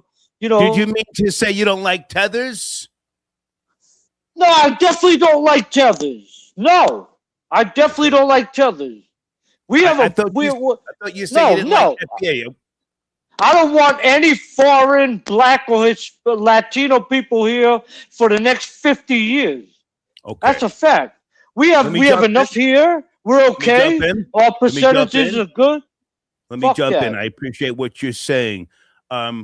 West Side Bo, I love your comment. The little boy was scared, and no one stepped in to save him. Some of those people who were rooting for him to fight back, they weren't just all tethers. You're from New York. I'm from New Jersey. New York has always been a melting pot. So there's a whole lot of different people. In New York, you can't just say FBA tether. It doesn't work like that. There were people there from all different ethnicities. And again, this comment speaks volumes. The little boy was scared. He got shot in his chest. Then it was serious. Yo. But sit tight, Roy. Or do you want to comment on that or what? Well, no, I mean, yes, I disagree. Okay. I think that they come from third world countries where life is cheap. And they do they do unspeakable. They don't have rules. The teen pregnancy and the whole, come on, man. You acting like we're not more moral than Latin America, the Caribbean, or Africa. We're not more moral than them. Like, we're trying to act like it's not saying we're better than them. We just come from a Christian standard. We come from a Christian country and a Christian standard. We are first world, and there's a reason they're third world, and you allow these people unvetted, unmitigated to come into our country, you're going to deal with the same crime that they have there. Like, that's not crazy. That's not racist, you know? Stay with me. Skylar, any response? Or do I go to a call? Skylar Saunders. To a call, sir. Please. Okay. What's on the side of your face? You okay, Skylar? I'll try to give you a signal, homie. This is for acne. But can I just make some corrections? You got acne? What'd you say? Speak up. Can't hear you. What? Can I make some corrections? Yeah, but let me bring this call in. Sit tight because this person has been on hold. Area code 862. Are you there? Good evening. A few topics on the table. Hey, so I just wanted to comment on the Jim Jones situation at Lowe. Hey, who am I speaking to? Speaking of SW from East Lawrence, New Jersey. Hey, darling, how are you? Where do you want to start? Hey, I just wanted to speak on it because, I've been working in retail for almost like 25 years. Okay. And when things are in the wrong place, they try to act like the money is theirs. If you put something in the wrong spot and you pack something out in the wrong spot, you are held accountable of treating that customer with respect. I don't think that he should have filmed anything because his stature, that was a little bit too much, But I feel as though, like, when you come into a store and something is priced wrong, I don't care who you are. I don't care if you got $1 million or $10 million or 100. It doesn't matter. We're supposed to make sure that we treat the customer with the upright most respect and give them the price for whatever it is. So I personally believe that, there's a lot of people that, we work in retail and we act like our name's on the front door. Lowe's is $1 billion company. Right. How much was they losing just by just honoring the price for the customer? That's called good customer service. So if you came into my business, right, and something wasn't priced right, I'm going to give you for the price what it is. I don't give a damn if it's 1 cent. You are a customer, You are a paying customer. You're the reason why I have a job. Right. I'm going to treat you with the upright most respect. But if I'm a celebrity of any type of kind, I'm not going to be filming you. I'm going to just speak to the store manager. Because you can see that kid, he was just like... Can I jump in? The manager. Can I jump in? Supposedly, that was the manager. And I appreciate what you're saying. But now... He was the manager. Hang on. I'm trying to choose my words carefully. I appreciate what you're saying. But, all that, the customers always write stuff, that's that old shit. That's that 70s, 80s, 90s. Come on, that's that old stuff. That's an old stuff. Yeah, no, it is to a... Hold on. I'm going to let you land your plane. In today's world, there are so many people, black and Hispanic, they do all of this goddamn barcode switching. Oh, they got scamming down to the T. They're using the phone. They're claiming, I got the receipt on my phone. And they're scamming. Jim raps about scamming, robbing, shooting, and all of this nonsense. Personally, I have no proof. I think that he should have handled the situation better. He's an older guy. He's older. No, he should have. He should have handled it a lot better. I would never been filming somebody because the kid, he looked like he was very young. He's probably a manager there, whatever the situation may be. And I would have been like, let me just speak to your store manager.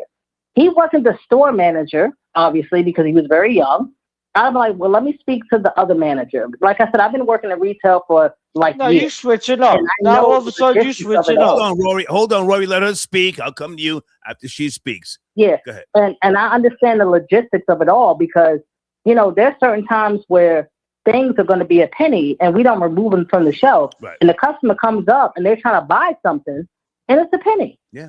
You have to, people have to be very, very careful because you could call weights and measures. If you go into a store and something is priced $5 and you get up to the register and it rings up 40 cents, guess what? You get it for 40 cents. Okay. Because it was our job to do our due diligence to take it off the shelf. We get emails, we get all that stuff. We didn't do it. To me personally, I felt like he handled it the wrong way. He should have been like, all right, let me just speak to the manager. They could have easily gave him a gift card or just price override. Let me jump in again. That guy supposedly was the manager.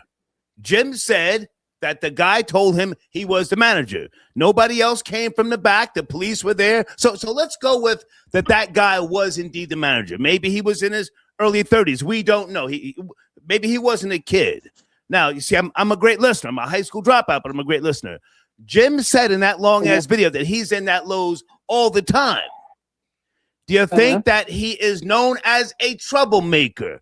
Thus the reason why the manager didn't even want to talk. He just held up the sign to show the police, I don't want to deal with this. This guy is a problem. Do you think that's a possibility? Yes, I think so. I think that he probably goes in there maybe switching tags. I don't know, because I've been in situations where people would switch tags and be like, oh, this is this price and this is this price and this is this price. And they do certain things like that. But as somebody in retail, and if they're a person that's always causing problems, you're supposed to make sure that that person is on that list, that if they're having that issue, that the man should come out, you know? And he looked very young, you know? And I don't think that he was the main manager, but he was the manager that probably was on shift, you know, dealing with certain type of things. And he knows how to manipulate the system. And I feel as though, like, in his stature and who he was, he should have handled it a lot better than what he did. Gotcha. Okay. You know? I don't think that he should have been filming him. Like, come on. Like, that could have been his son, you know? Yeah. That could have been, like, his nephew. That could have been anybody. Like, why would you want to just do that? Yeah. You know, people in retail, he's a goofy. Don't get paid a lot of money. He's a goofy, Jim Jones. But listen, I got other calls. I appreciate you, darling. Thank you so much. Have a good night, sir. Okay. Skylar Saunders, I'm going to let you join in with your comments and land your plane. Number 9, sit tight. Hold on. Skylar, you have the floor, please. I'm getting back to phone call. I just wanted to make sure I said the exact words, because you said there were 4 presidents that were assassinated: Lincoln, Garfield, McKinley, and Kennedy. Just wanted to make sure of that. And also clean up about Wilmington, Delaware. I meant to say there are about 71,000 people that live there. The most people that live there are Black Americans, and they account for 33%. And the next is 9.4%, and they're Irish in Wilmington. So that's just a little factor that I just wanted to explain. And I also wanted to talk about the news, the media, how they were covering it, how this is an educated. Well, hold on. If you need more time, can I ask you to hold on? Let me bring in number 9 because he's been in the queue. Stay there. Sure thing. Gene Richmond, thank you for your patience. Number 9. Good evening. Good evening. Good evening. Well, good evening. Well, good evening. I'd just like to say, well, hello, Dolly. I be Amos and you be Andy to that Negro with the fedora. Hello, Mr. Charlie. You look like a 1940s Negro caricature. Jesus Christ. Anyway, well, hello, Dolly. Anyhow. Where do you want to start? Well, let's talk about the shooting that occurred in D.C. last night. Please. Something very unusual is going on. About 2 weeks ago, they found a NASA researcher dead in his vehicle. And before that, he said something about they're following me, being followed. Now, this young man who tried to make this attempt to cause mass casualties, it was a STEM researcher. He was a teacher. In essence, he was a scientist. Right. So something unusual has happened. Ted Kaczynski, if you go back to the Unabomber, you remember him. Yeah, He was another high IQ scientist either. So what I'm trying to correlate here is the MK Ultra program. If we're going down the conspiracy route, that was a program once upon a time was a form of mind control by elements of the CIA and other resources of the United States government that they used to use on suspecting subjects and unsuspecting subjects. Now, maybe could he have been a test subject to this once upon a time? Again, he was a part of the scientists. He was a researcher. What was he actually fully researching on? And did they have all the files and elements of what he was studying? Maybe he wasn't. Did you see his manifesto? I did not. He has a manifesto. It's out there. I did see bits and pieces of it online. I didn't read the whole thing. I haven't seen anything, but go ahead. I have not had the time. And even in the writings, he was very meticulous on who he was trying to target and who he was not trying to target. Okay. And it was put together in an almost scheduled type of sense, that this was mapped out, this was put to place and almost arranged as if he was living it before it happened. Very unusual. Again, I only caught bits and pieces of it, as if he almost lived the experience before the experience even happened. This sort of mass suggestion kind of thing, as he saw it happen before it even happened. So this is why I asked, maybe there was some form of control that is happening to these people who of a higher echelon of the sciences and an IQ and things of that nature. Are there people being programmed to be out here and activated as these cells that are awakened to cause these sort of catastrophes? Okay. It makes you wonder. I don't know, but you bring up some very good points. I don't know. Rory, any thoughts, any responses to what Jim Well, I Richmond mean, said? I definitely think there's credence to what number 9 is saying. I mean, every background of all of them is a lone wolf. Every time you hear about it, it's a lone wolf, you know. And we never, after 3 assassination attempts on the president of the United States, we have no like state that was behind it. We have no private enterprise that was behind it. We have like BlackRock or something like that. We have no evidence of everything, and everybody's okay to just keep saying that it's a lone wolf. You know, one guy is dating a tranny, and the bullet comes back and never came from his gun. That was the Charlie Kirk thing. You know, the next guy was some nerdy dude that was in black video. I mean, it's just crazy. Rory. That's what the defense is claiming, that the bullet didn't come from Tyler Robinson's gun. That has not been confirmed. That's just what they're claiming. Go ahead. Okay, but I mean, the attempt on the assassination of Trump during the primary, during the election. Sorry, that was crazy too. I mean, that was like a really nerdy white kid who was seen on video climbing up the goddamn wall, climbing up the building. You know, like he was on video. Like they got video. He's climbing up the building, and he was in BlackRock videos, and he's another lone wolf. Nobody knows. Now we got this weird retarded ass nigga.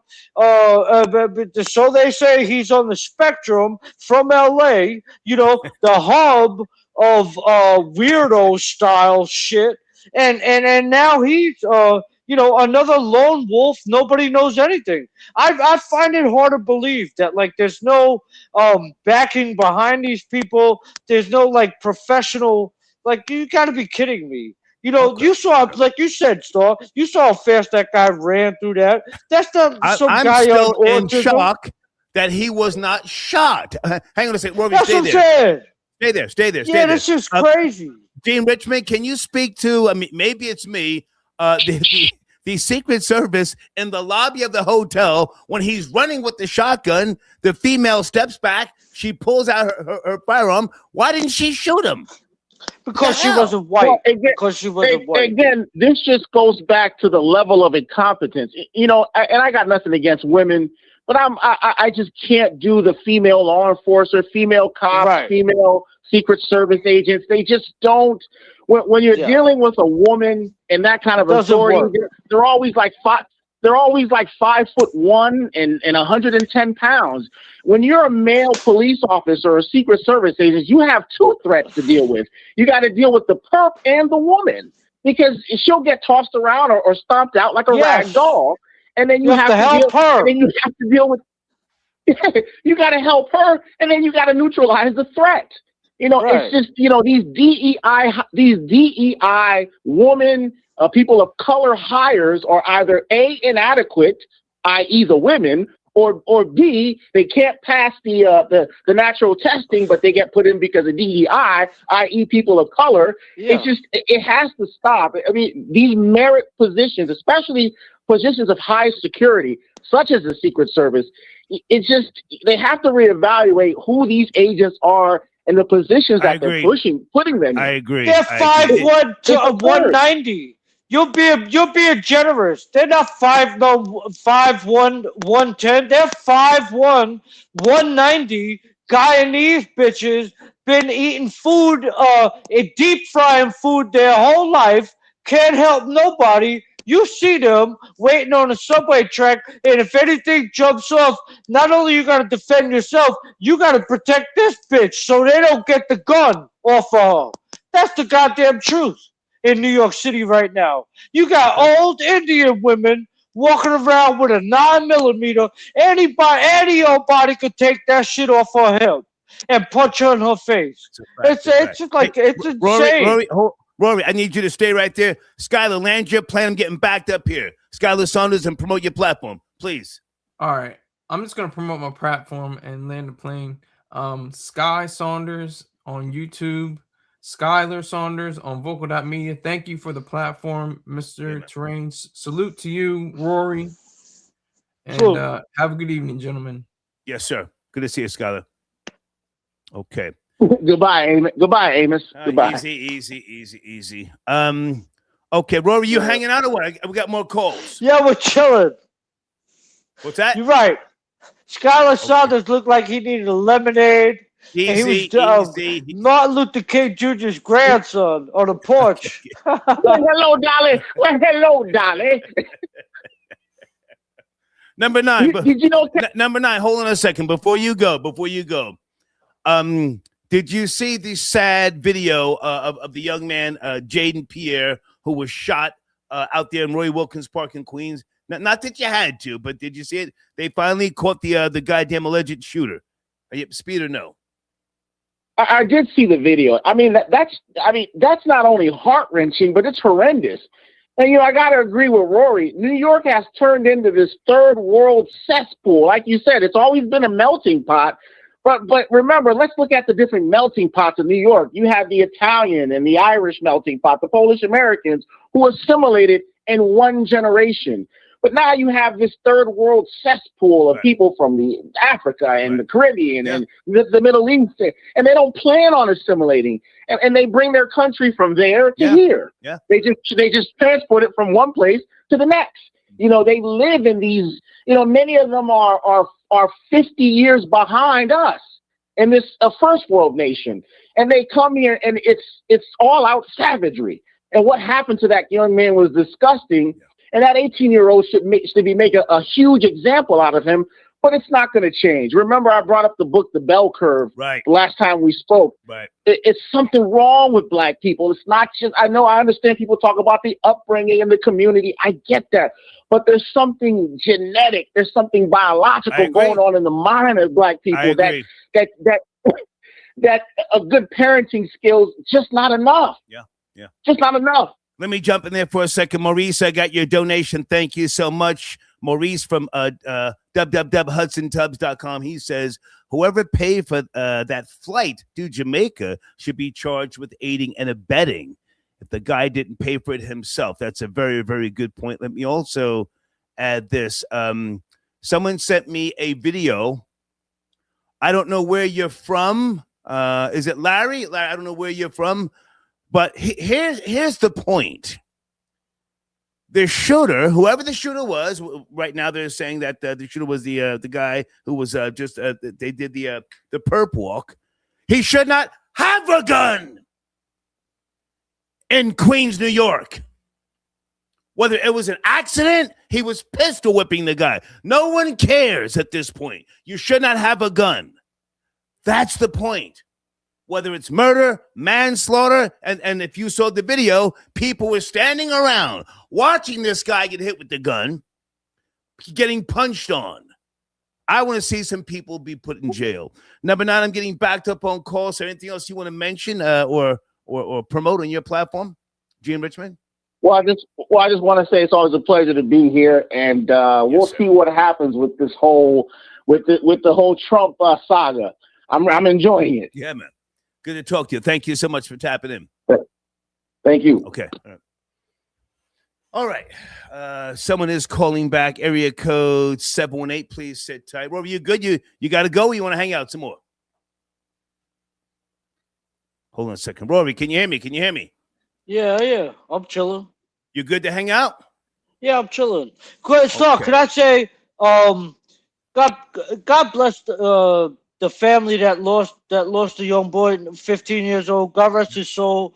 And I saw his family on the local news here, and they were really hurting, man. And I think the overall aspect of this is sanctuary city laws kill Americans, and just by letting anybody in here is it's a disaster. It's a recipe for disaster. Everybody got to be vetted. Every country has a right to know who's coming into their country and has a right to say no. That's the whole reason that countries have armies. The only reason a country in the history of time, the only reason countries have armies is to protect the territorial boundaries of your land. You know? So I agree with you. want to say, yeah, man, I feel agree with bad you. for those people out there. He looked like he came from a good family, man. You know? But at the same time, you are a New Yorker born and raised. So born can and we raised. agree that there is a problem? It's not just the tethers and the illegals with people standing around with these goddamn phones, filming stuff and laughing. People want content. Somebody could have intervened. He was getting hit with a goddamn gun. Can we agree on that or no? Yes, I could agree on that, Storm, but there's also another aspect to it, is that they have changed the laws here since George Floyd. They changed the law. That's a fact. The no bail law, it just sounds like people don't get no bail, but there's like a million things attached to that. Like a million things. Like they're letting guys out of prison who are double and triple murderers as long as they're 55 years old. Guys that age could still murder people. Like, you know what I'm saying? So, and then they did they lowered the age or whatever it was, where if you're like under 18 years old now, you go to family court. It don't matter if you out there killing people like a savage. Stop right there, Rory. Stop right there, because coming up in a little bit, I do want to play that video that I spoke to you about. Mississippi, starting July the 1st, any teen in Mississippi who shoots someone with a gun, you will be charged as an adult. So hold on to that. Area code 718. Good evening. Are you there? 718. We got him. We finally got him. We finally got the tether terrorists. Is this Desmond Fox? Is this Desmond? Yes, sir. Okay. Good night. What are you talking about exactly? Because everyone doesn't know. What are you talking about? Zaire Davis, that it was that shot the 15-year-old boy In Queens, New York. This is a worldly show. Everyone doesn't know. You got to be specific. Come on. Mr. Jaden Pierre. He was shot. 15-year-old boy, Roy Wilkins Park. Like I said, it was supposed to be like a oil line social gathering, like the kids do for a water balloon fight, but he shot him. He wasn't even fighting back. Like, and yeah, it's tragic because, like I said, it's just this mentality that has been growing and festering just more and more. I don't know if it's because of the music or it's because of this social media or what it is, but like I said, it needs to stop. I don't know what the answer is, but it needs to be addressed, because if not, like, is this going to be, we're going to continue to be labeled as super predators, and all of these new prisons is being built across the nation that is for these for these quote unquote YNs. And like I said, like, it's only me and a few other people that's trying to, and I know you said, why are you trying to mentor kids where, you know, the data is showing that it's only reflected that they gonna be this, and it's on, and it's like someone got to try, like, right? Like, somebody got to try, and I know it's like it sounds like a dire effort, and it sounds like you're doing it for nothing. Like, and it take a lot of years off as a person. It's stressful as hell, and I don't even have no kids, and I'm more concerned with other people's kids than they are, like, and their well-being and their future, like, and it's sad, like, and you see just a cycle being. Well, let me jump in for a second, Desmond Fox. Never mind what I said. I want to hear what you think. You're from Queens. How far did you grow up from Roy Wilkins Park? That's your I'm from that neighborhood. I'm from St. Albans, Queens. I'm from 197 in Linden. I'm from 198th and 119th Avenue. I went to 136 PS 136. Right. I know where I was supposed to go to Andrew Jackson before it came before it became a charter school. Now, stay with me. Yeah, Rory's bringing up some very good points with regards to people being vetted, people from developing nations, third world countries. We got all that. My concern is that in that park that you grew up, that's your hood, there were people standing around watching him get punched on. He didn't just walk up to him, pow, and shoot him. He was pistol whipping him. Yes? unfortunately. And see, in hood, one, like I said, I'm 40. I just turned 40. So I listen, Desmond, I got all that. I got all that. I'm 21 years older than you. What do you do now? What do you do now? What about some solutions? I can respect what Rory's saying, but what do you do in the meantime with regards to that neighborhood? That's not a community. It's a neighborhood of low-life degenerates. How do you address that type of behavior? Honestly, it's really hard to say. Like, and I know that sounds like it's already given it, but I'm not. But really, because like I said, it goes beyond us physically. Because like I said, just like how they organize it online and how they organize these snowball fights, these water gun fights, these water balloon fights, like this is through the youth. So it's like this spread like wildfire when they do these takeovers, like how they did in Queens with all of these kids they just arrested. Teen takeovers. Exactly. So it spread like wildfire. So just like I told my sister with her nieces, I'm like, yo, you can't even raise your kids because online got your kids, because it's like this is their generation and their era. And I know it damn near seemed hopeless. And like, I don't even want to sound like that, but it's like, only way I know how to do it is like get out physically there and try to go and try to talk to them. But like I said, you can't talk to them. You got to talk with them and like really try to lead them into a better way. And like I said, well, listen, Desmond, I'm not going to spend too much time with that. I just wanted to play that video for an update. I got to shift gears and move on to something else here. You want to comment on Jim Jones before you go, Desmond Fox? I didn't even see the video, so I can't even comment. Don't worry about it. I appreciate you, man. Salute. All right, good night. Yeah, I don't want to do this whole thing right now about the tragedy in Roy Wilkins Park. The 18-year-old has been arrested, shot the 15-year-old. Guys, if you want to see a video of people standing around, nobody helped that 15-year-old. I think that's more of an issue if you ask me. It's like a third world country. That's what they imported here, Star. I'm telling you, man. Well, you got to deal with it. Yeah, you got to deal with it. You got to deal. We don't have no choice but to deal with it. It's the same thing with the Dominicans. Dominicans is very fucking. I'll be honest with you. The Dominicans are violent people, you know, and they imported and they put them people on us, man. Or on the strength of white supremacy and somebody's, you know, this place sucks and we're gonna make you. Rory, I need you to sit tight. I want to get to the video. I have to play this video because it gives with regards to what we're talking about. This is very, very important, guys. Mississippi, a new law. This is a law. Takes place July the 1st of this year. This is a new law. Please pay attention. This is not viral. This video here came out 10 days ago. And I think as parents, you should be concerned because they may try to roll this out in other states. Teens will be charged as adults. Please pay attention. If you're a teenager and you commit a crime with a gun, you will now automatically be charged as an adult. This means you won't go to youth court. Instead, you'll head straight to circuit court. 3 on your side's Quentin Smith joins us now after speaking with lawmakers about this new state law. And Quentin, what are they saying?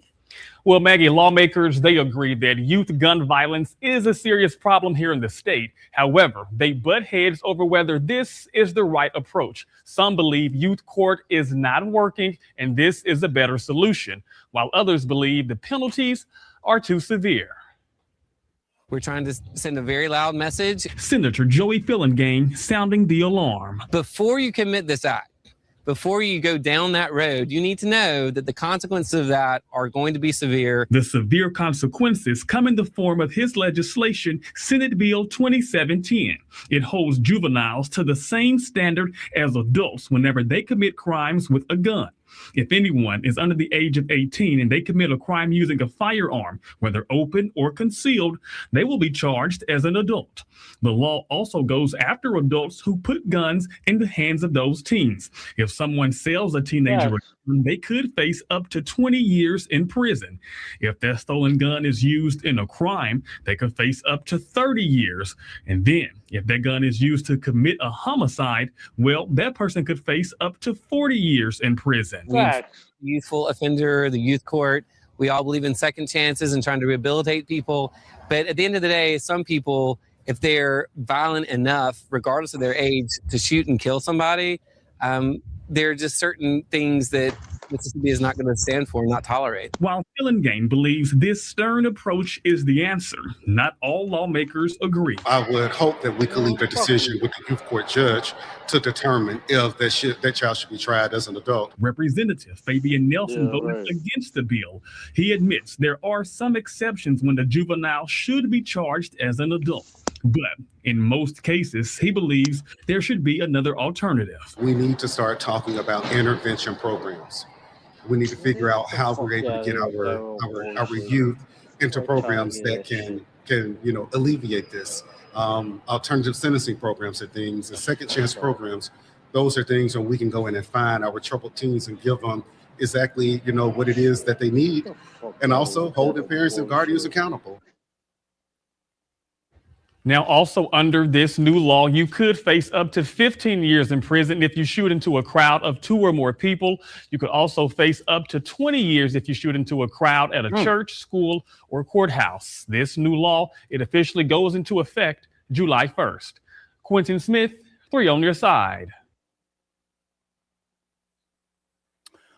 Okay, Rory, you are a parent. I want you to address this. If you would like to land your plane, I'm getting back. Yeah, no, I'm down with that. Yeah, I'm totally down with that. Are you out of your mind? Like you kill somebody? Like they're not putting parameters on that. It could be a 14-year-old girl, a 9-year-old girl, a 14-year-old boy. The kid in Roy Wilkins Park, 15 years old. That boy had his whole life ahead of him. He didn't deserve that. What did he do? Hold on. Rory, this is Mississippi, not New York. This is Mississippi. No, I got you. But I'm saying, I agree with that. Whether it's a state law or we could do that all across the country. No, man. Like, the parents should be held responsible if they're young. And also, I don't know, like, what am I say? Like a 12-year-old or 13-year-old, there are, like, certain things. Like, if you're 13, 14 years old and you don't have no mom and dad, and you raised in a goddamn foster home, and you living on the streets of Baltimore, and you got beef on the street, and niggas is shooting each other, everybody. I don't know. Do I think like that kid should do life in prison for the rest of his life? No, I don't think so. I think the world was wrong to him, and I don't like what. I mean, I have a heart, but I also think like if you come from a home and you just go do some ratchet shit and you ain't really living that life, you don't have to. You ain't going out there trying to get food or trying to. Like you don't have it like that, and you just want to be gangster. Nah, you got to pay the consequence. I don't care. You're 16 years old. You could. If you kill my mom, listen. No, stop. No, I need you to listen. I got to take other calls. You did a great job. Thank you for your A game. Thank you. That's my guy right there. Salute. Okay. All right. Okay, phone lines are open. There's one more video to play with regards to that law. That's not a bill. It's already been signed off on. I don't have any preteen or teenage kids. But now let's be real if we're going to discuss this. Kids make mistakes. Let's not talk about murder. Let's just talk about discharging a firearm. Kids make mistakes, and then you have to look at the prison industrial complex and the desire to get your kids, your nieces and your nephews into that goddamn system so they can then become cheap labor. Phone lines are open. Thank you for your donation, for becoming a new member. Okay. Area code 770. Good evening. We're discussing a few topics. Are you there? Are you ready? 770. Yes, I'm ready. Hi, Star. How you doing? I'm good. a few topics tonight. Where do you want to start? I want to start with the Mississippi law. Yeah. We pretty much know Mississippi has a lot of different ways that they want to do things. Okay. However, it's falling in their lap to pass this law. We already know how the prison system is. We already know what has happened. Are you a mother? Are you a grandmother, an auntie? What is your position here? I'm almost 50, no kids. Okay. On purpose. Me too. Now, I can very easily say, block them up, throw away the key. That sounds hot. But I don't want to say. but hold on. Let me just say this. But now, kids make mistakes. They shoot guns by mistake. So charging them as adults, I'm not saying it's not a good law. Let's have a discussion. Kids make mistakes. Yes, no? Mississippi is using this as what we call an alley-oop to do what they've always done with the free labor, as you said. Okay. However, I'm an only child. Both of my parents were born in the South. Okay. Both of my parents are in the military. And their wish for me was not to join the military, but to live life and do what I want to do. Yes, I've been locked up. I live in Atlanta. I've been locked up on Rice Street. I've been locked up city jail. I've done this, that, and the other, and learned from it, grew from it. But my thing is with these kids now, lock them up, lock the parents up. If it was a situation, you have become older and hardened. Yes. You don't want to hear about rehabilitation. These little super thugs today, jail, prison. I don't want to hear it because I've had an alcoholic mother, an alcoholic father, a gambling father, and both of them served for me to be able to freely travel the world and do what I want to do. And the things that are going on with these kids, they need to go to jail. Okay. They need to go to jail. They need to. Yeah. I feel like if every person that's never been to jail spent 72 hours in any jail, a lot of things would stop happening. These kids are younger. Can I jump in? Yes. How long have you been in the Atlanta metro area? You say you've been in Atlanta now? Over 25 years. Okay. I lived in Woodstock, which is, north of Atlanta. Is that somebody in the background? I'm having trouble hearing you. Yeah, that's my boyfriend. Okay. He's spoken to me several times. Okay. There is such a crime problem in the Atlanta metro area. Yes, carjackings, home invasion. It's out of control. Wouldn't you agree? Mm-hmm. Yes. Mm-hmm. For people who don't agree. People who don't know, they have Cop City. I think they spent about $120 million to put that place. It's open now, South Atlanta. Cop City, the biggest training facility in America. Okay, so that law, in Mississippi might come to Atlanta or Georgia. What do you think? It's disheartening. I've spent 72 hours in Rice Street jail myself over a sticker on my car. And I forgot to go to court. So it's very disheartening. I don't promote jail. Right. I don't promote people being locked up. But it's big business. And I've been a Democrat for 48 years. Okay.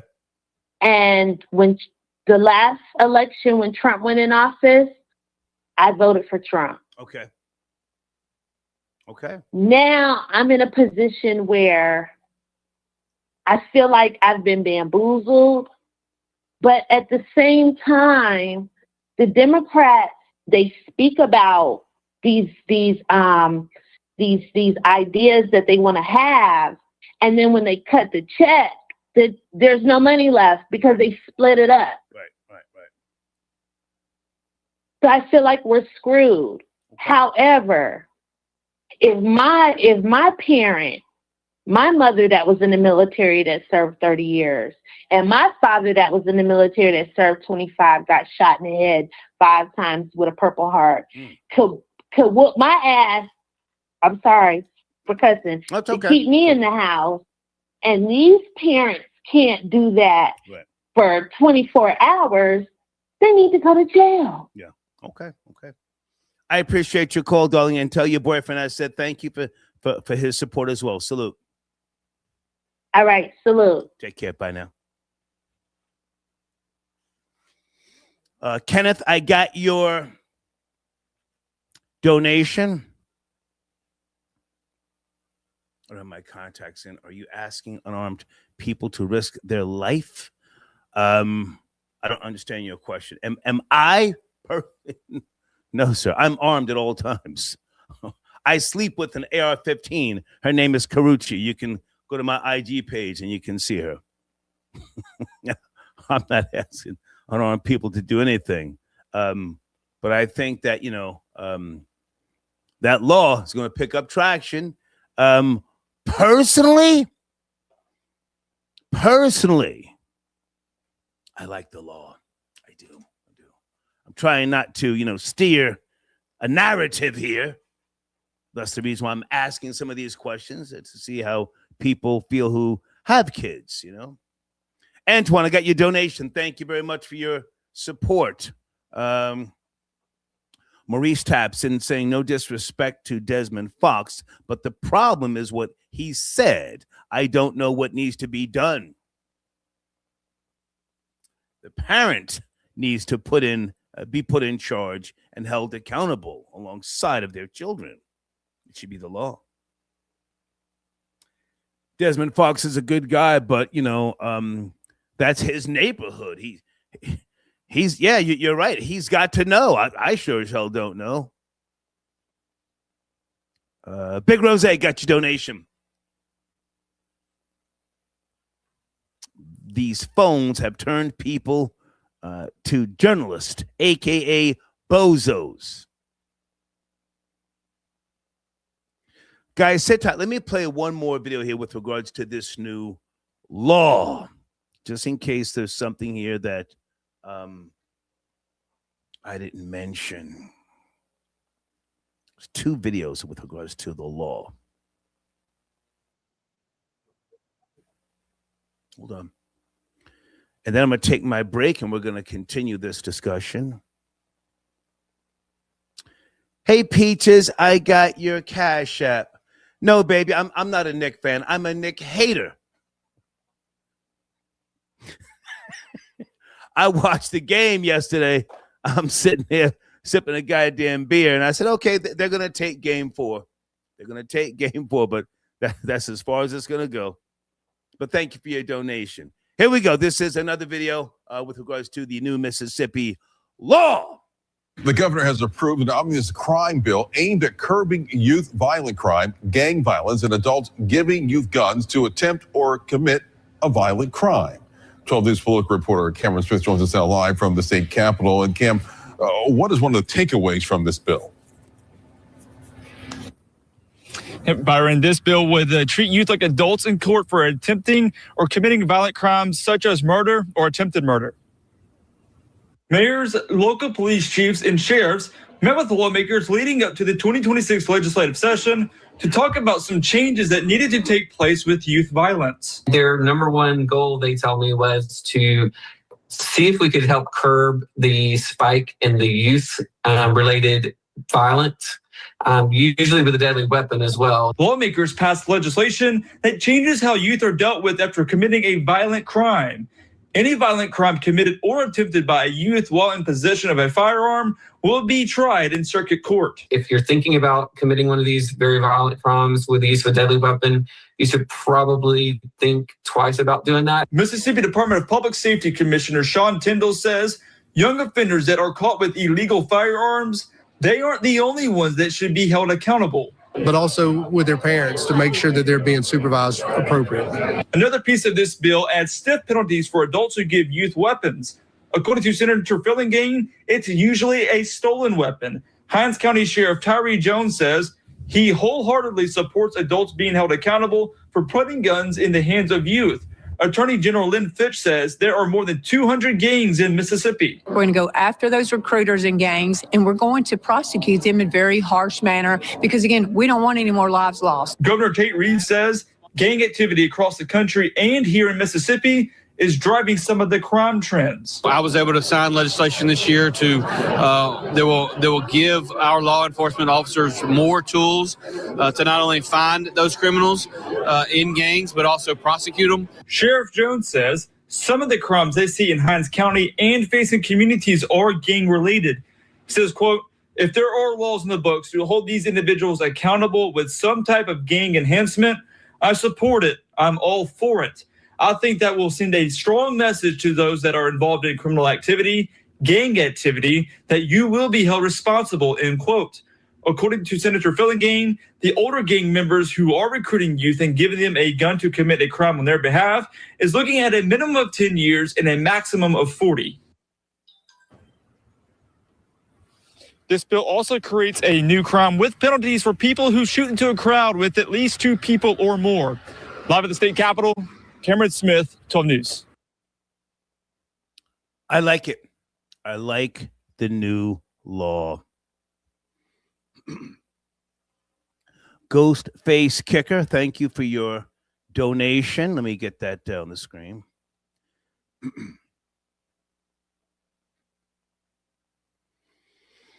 Jokes aside, there's no good Samaritan law like that in New York City, so filming a crime won't land you in jail.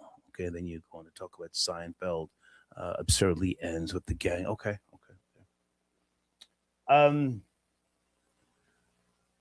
I was bothered by not just the people filming of that young 15-year-old boy killed, but those who were standing there who didn't have phones in their hands, and they were amping up the set, telling him to fight back. You know? It's so absurd, but thank you for your comment. I'm just not sure, aside from people who live in that community, what should be done, to be honest with you. Fred, hold on. Let me see if I can get this on the screen.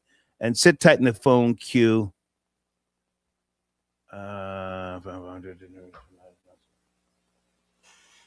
Affluent families and individuals often utilize privacy, wealth, and legal resources to manage, conceal, or avoid consequences for criminal activities. Very well said. But I almost shot a friend of mine by mistake. The gun discharged, pow! I said, oh, shit! He looked at me and said, yo! The bullet didn't go anywhere close to him, but, just fucking around in New Jersey.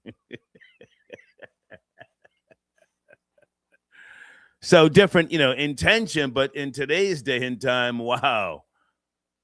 What did they say? A 10-year minimum. Good God Almighty. Hey there, area code 857, talking about a few topics. Good evening. Are you there? 857. Sure. Hey. Yes, sir. Are you ready, sir? Are you ready? Yeah, so looking at everything with the youth and them being unmanageable, we can't necessarily blame it on the youth. You have to go back to when the youth's parents was raised. They're the products of the DSS children, where you couldn't properly discipline your kid. The government intervened on how you raise your kid. and they took that as an advantage to kind of run the house. Okay. So now Can you break down DSS for those who don't know what that is? DSS. That's the Department of Social Services. Come on. They came to intervene where some of the kids were being abused, but some of the kids were getting good behind whoopings. Okay. And so the system came in and said, listen, we can't have you doing this no more. They took the power from the parents. So the next generation of parents, they were kind of unruly. And these are the ones that are having these kids now. So these are the byproduct of when you have DSS taking out the family, you have them having their kids, and now their kids are unruly. Are you yourself a parent, sir? Are you a parent? Yes, I am. Okay. Yes, I am, sir. You would know better than me. Let me just say that off the rip. My father never beat me, but my Italian mother used to tune me up. I've said this before. She used to tell my father, don't cut his hair. Keep his hair like the J5 in case I need to grab him. That was the Jackson 5. She said, keep his hair long in case I need to grab him. So I don't know at what point throughout America, laws changed and you could no longer beat your kids. Now, I knew kids who got beatings. I mean, beatings. I was never beat like that. My mother tuned me up. She popped me in the head, plucked me in the head, but never beaten. But now, correct me if I'm wrong. If you are a child who gets beatings, don't you then grow up to beat your kids? Isn't that like learned behavior? And at some point, it was decided nationwide or maybe different states, that's not the way to discipline kids. So there's a difference between beatings and discipline. Come on. And then, now, don't get me wrong. There's times that we had took it too far, and I was one of those kids. I got disciplined, but I also it went a little bit too far. Come on. Certain objects, so forth and so on. Yeah. But I realized if I never even had that, I would be in so much trouble now to this day. I got into trouble when I was getting the beatings, and I'm like, wow, it's because I wasn't thinking. Okay. I wasn't thinking. And then DSS came into my house, and I seen what it did to my sister. It destroyed everything. Okay. And I'm raising her children. Okay. I'm raising her children on behalf of DSS intervening with my mom, trying to give her some straightening. Okay. And then if you go further down to it, and we'll look at it, you're sitting here talking about kids being abused. When they go to jail, they're not going to learn their lesson. They become more entrenched with violence and crime. You learn more. I agree. When you go to jail, you don't become a better person. I agree. You become a worse person. I agree. You got to be a strong person and not even get yourself involved with the politics in jail. Yeah. Yeah. So it's kind of a lose-lose situation. And then I was raised that, don't hang with that kid. If I can jump in here for a second, never mind us. Let's look at this Mississippi law right now. Is this a good thing? Bad thing? What are your thoughts on that Mississippi law? It's not going to change nothing. So when you create laws, it's meant to change behavior. It's not going to change behavior. So basically, if it's not going to change behavior, who is it benefiting? It's benefiting the people who have the judicial mindset and the people who have prison industrial complex. Okay. It's not there to change anything. Because if that's the case, people would be scared about the laws that we have now. It never stopped people from going to an electric chair. They're still going. Good point. They're still committing murders and crimes. Good point. So you have to sit down and look at the actual history and how it manifested to what it is today. The more the people knew.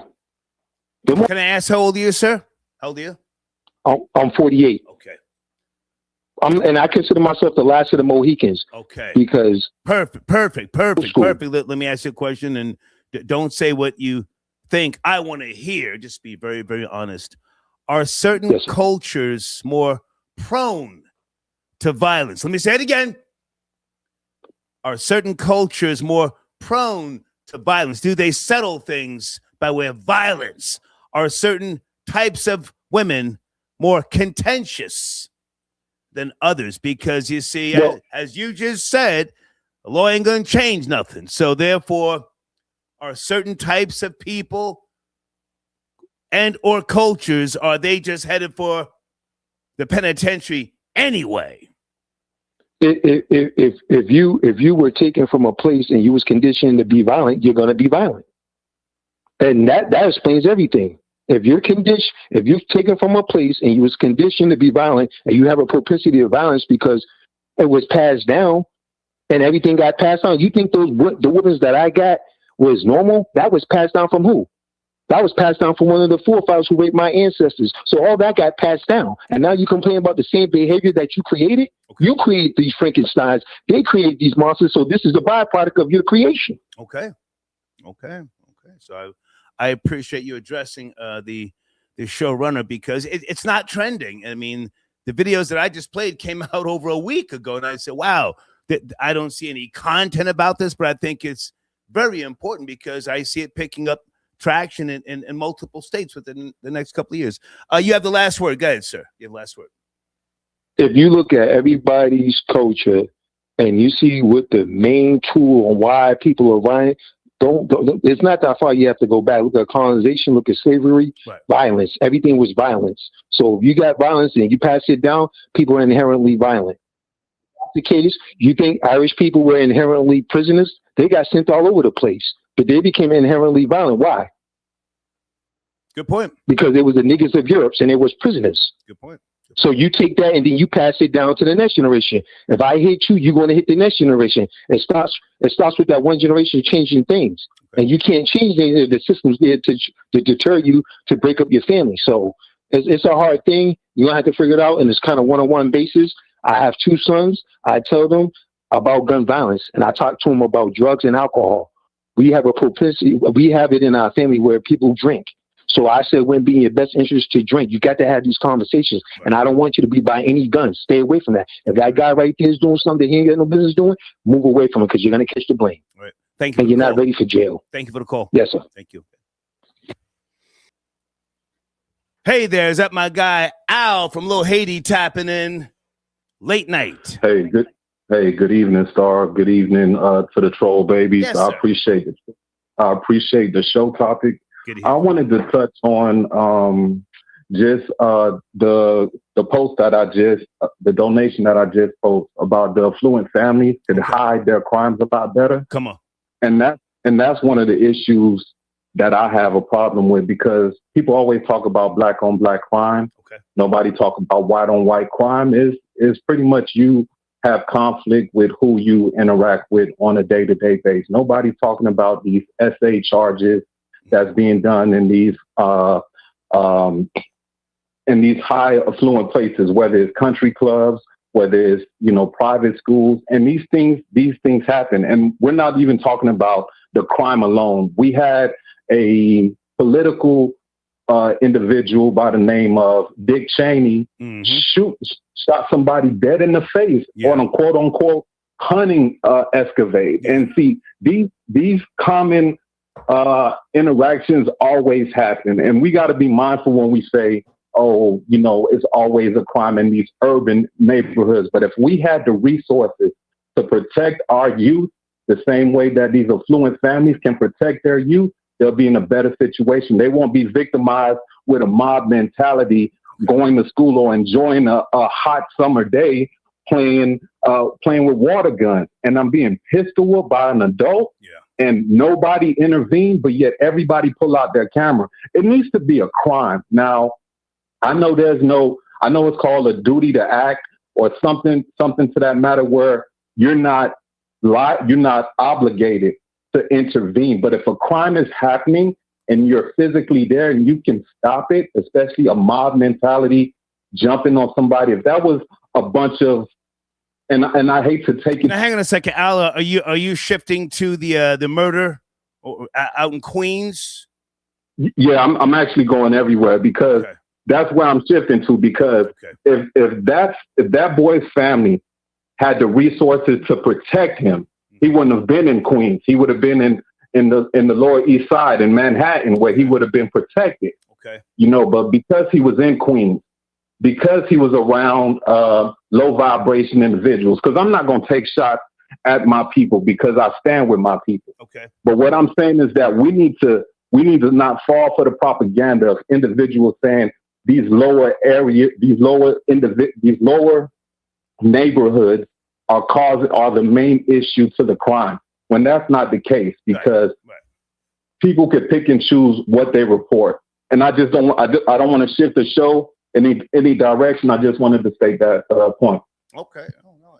I mean, listen, I'm not a parent. I have raised kids with beautiful women, and I'm going to keep on saying beautiful women, because if they allowed me to help them or help, assist and provide for their children, that's something that I take very serious. I don't, try to then say something slick, just because the relationship didn't continue on. It's hard, man, being a parent. I can only imagine. Me, I'm checking shit. I never wanted the responsibility. I'm man enough to admit it, but in today's world, especially down there now in Mississippi, that law, I think that's going to pick up traction over the years. They're going to present data to see, well, it's working down here. Then it'll pick up in Georgia, maybe Texas, Florida. Who knows? It might become the standard now. Right, because a place like New York, the youth, if you're under a certain age, you get charged in family court. And that's a problem when a violent crime occurs, because we all know as an adult, when a violent crime happens to an individual or a robbery, they send out the violent crimes unit and the robbery unit because of the severity of that case or that situation. Okay. Now, we're talking about adolescents who are filled with testosterone with a lack of guidance. But what I can say is that, because, and I hate to say this because I'm married to a black woman, but some black women can be contentious and argumentative for no reason. When your role and your duty is to obey your man and understand his way of guiding the family. When you guys are in charge, look at the commotion that's going on. Look at the leaders that we had, several mayors who are, being held in court for stealing money constantly, whether it's New York, whether it's Miami, whether it's Fort Lauderdale. Is a mayor in Miami right now, not gonna mention her name, but she's under fire for stealing over 10 million. Okay. Now I'm not saying that we all don't, politicians don't do what they do, but when you're supposed to be the quote unquote caring, responsible, and ethical individual, and you're conducting yourself the way that you're conducting yourself, okay, you're almost not being accountable. It's almost like Megan, right? You don't want to compete for your man. You think you're special. When he lets you know that you're not special, I can replace you. Let me show you. It's a problem. And most women say they want somebody who can take care of them, who can raise a family, who can pay these elaborate bills, these vacations, these. If I can jump in for a second, Al, I've said a few things with regards to what I think may have contributed to the breakup, but I don't know. Maybe Klay Thompson is a whole goofy. Maybe Megan Thee Stallion, I think her name is Megan Pete. Maybe she's looking for, a man to go to the next level with. Hell, she's been through a lot. Maybe she's, time to settle down. I'm just out here getting this bag, and I'll bring it all home to you. Maybe he just wasn't ready. Maybe because of his, getting traded from the goddamn Warriors to wherever he's playing now. Maybe he's not stable mentally. Maybe he's the problem, objectively speaking. Or maybe she could be cursed because everybody that she attached to has had a downward spiral. If we're talking about Rory, who set a precedent in the music industry by going against the streaming platform, selling directly to consumer and making 20 times what an average rapper would make, which put a target on his back. Okay. Then you attach yourself to one of the premium elite shooters at the time. So Megan's a liar. Megan's a liar. You say she's lying. Hey, she's a liar. That's all I'm gonna say. And you lied to Gail King. I'm over, Star. Ooh, I appreciate the show topic. We're gonna leave it at that. You have a good one. Salute. Thank you for your patience and your support. Is this Larry tapping in? Good evening. What's up, Star? How you doing? Yes, sir. How are How's you? it going, man? Good, good. What do you want to Hey, start, quick sir? question. Hey, I wanted to talk about this new law, man. I want to ask a question. This is the very first question I like to ask. Okay. And it's not that I'm qualified, but what I will say is that I work in reentry reform here in the Inland Empire, Southern California. Okay. And basically what I do, I work with those that come off of probation and parole, and I help them make that transition back to the world of work. And the way I go about doing that is that I work with a nonprofit where we provide the tools, the information, supportive services, and the resources. Whatever it is that they need, we help them with those tools so that they can get back on their feet. Okay. And we've had this conversation in the past, and the very first question that was asked, I remember, they asked us, what are we trying to accomplish? I could ask you this, but because I'm leading to something. Because if you're thinking that this is, if we're doing this to reduce recidivism, it ain't gonna happen. If you're doing it to give, prosecutors, a breathing room, and you're doing it just to, maybe give them long stints in prison, okay, that's cool. But if you're doing it to reduce recidivism, in fact, they found that the studies show that there's an increase somewhere between the neighborhood of about 25 to 30%. Okay. Repeat offenders. So that may not, although it sounds good in theory, it may or may not be the answer long term in terms of reducing recidivism or reducing those repeat offenders. Okay. That's my point. Stay with me because you sound like a knowledgeable man. I would imagine that you had to go to school and get some type of certification for your field, yes? Yes and no. A lot of it is not proprietary certifications that they give within, within our space where we work. Okay. Well, the reason why I say that is because I don't have any degrees or anything. I more so am focused on putting savage, degenerate lowlifes into the penitentiary. Well, that's cool. If that's what you hope to gain out of this, that's right. You're spot on. Yeah. Well, listen, I've been doing it. I've been doing it for a lot of years. I'm very, very good at it, to be honest with you. Sure. You're in California. Have you ever heard of the GRID program? Yes. Yes, I've worked with them in the past. Okay. Gang reduction and youth development. GRID. So I'm more concerned about getting people to become concerned citizens, if you will, with regards to rehabilitation and stuff like that. That world right there, from my experience, requires knowledgeable people like yourself. You have to have patience. You have to have some type of long-term goal, objective. And I don't know if I have that type of patience. Again, I'm not a parent. I've helped. Truth be known, go ahead, sir. Go ahead. Truth be known, most people don't, man, because it requires a lot of empathy. Right. Because a lot of times when you look at people, what you have to do, you have to understand that people that that's done a stretch. It doesn't matter whether it's a 10, 15, 20-year stretch. They're already conditioned, and we have to meet people where they're at, and that's really difficult. That's really difficult to see a person do the same thing and expect over and over they're doing the same thing and expect different results. And you got to have a lot of patience. Patience and empathy is really big on the list in terms of doing what I do, because you're going to deal with people that are just not going to do the right thing. It just doesn't work like that. Yeah. It's really interesting here in Southern California, and I don't have studies for this, but here in Southern California, we have problems with. We have a lot of people struggling about the third strike rule. We got people right now fighting third strike. Right. Are you on your third strike right now? What is really going on? That means that you've repeated and done some dumb crap twice, and you're on your third strike, and you don't know what that outcome looks like. And of course, the third strike, that means you're out of here, right? So now, hang on a second. For those who don't know, because I don't know the full history in California, the third strike rule. When did that, or how far back did that go? Did that mid-'80s, late 80s, that whole third strike thing, and then you go to the penitentiary? Was it for like a minimum of 10 years? I forget. I'll Google it. Star, I have to be quite honest with you. I'm not really certain on that. I'd be lying to you if I tell you that I knew that. I'm not sure. I'll Google it whilst you're talking. Go ahead. I'm going to jump out the window. I'm going to say around 2000, 2010, 2015. I might be wrong though.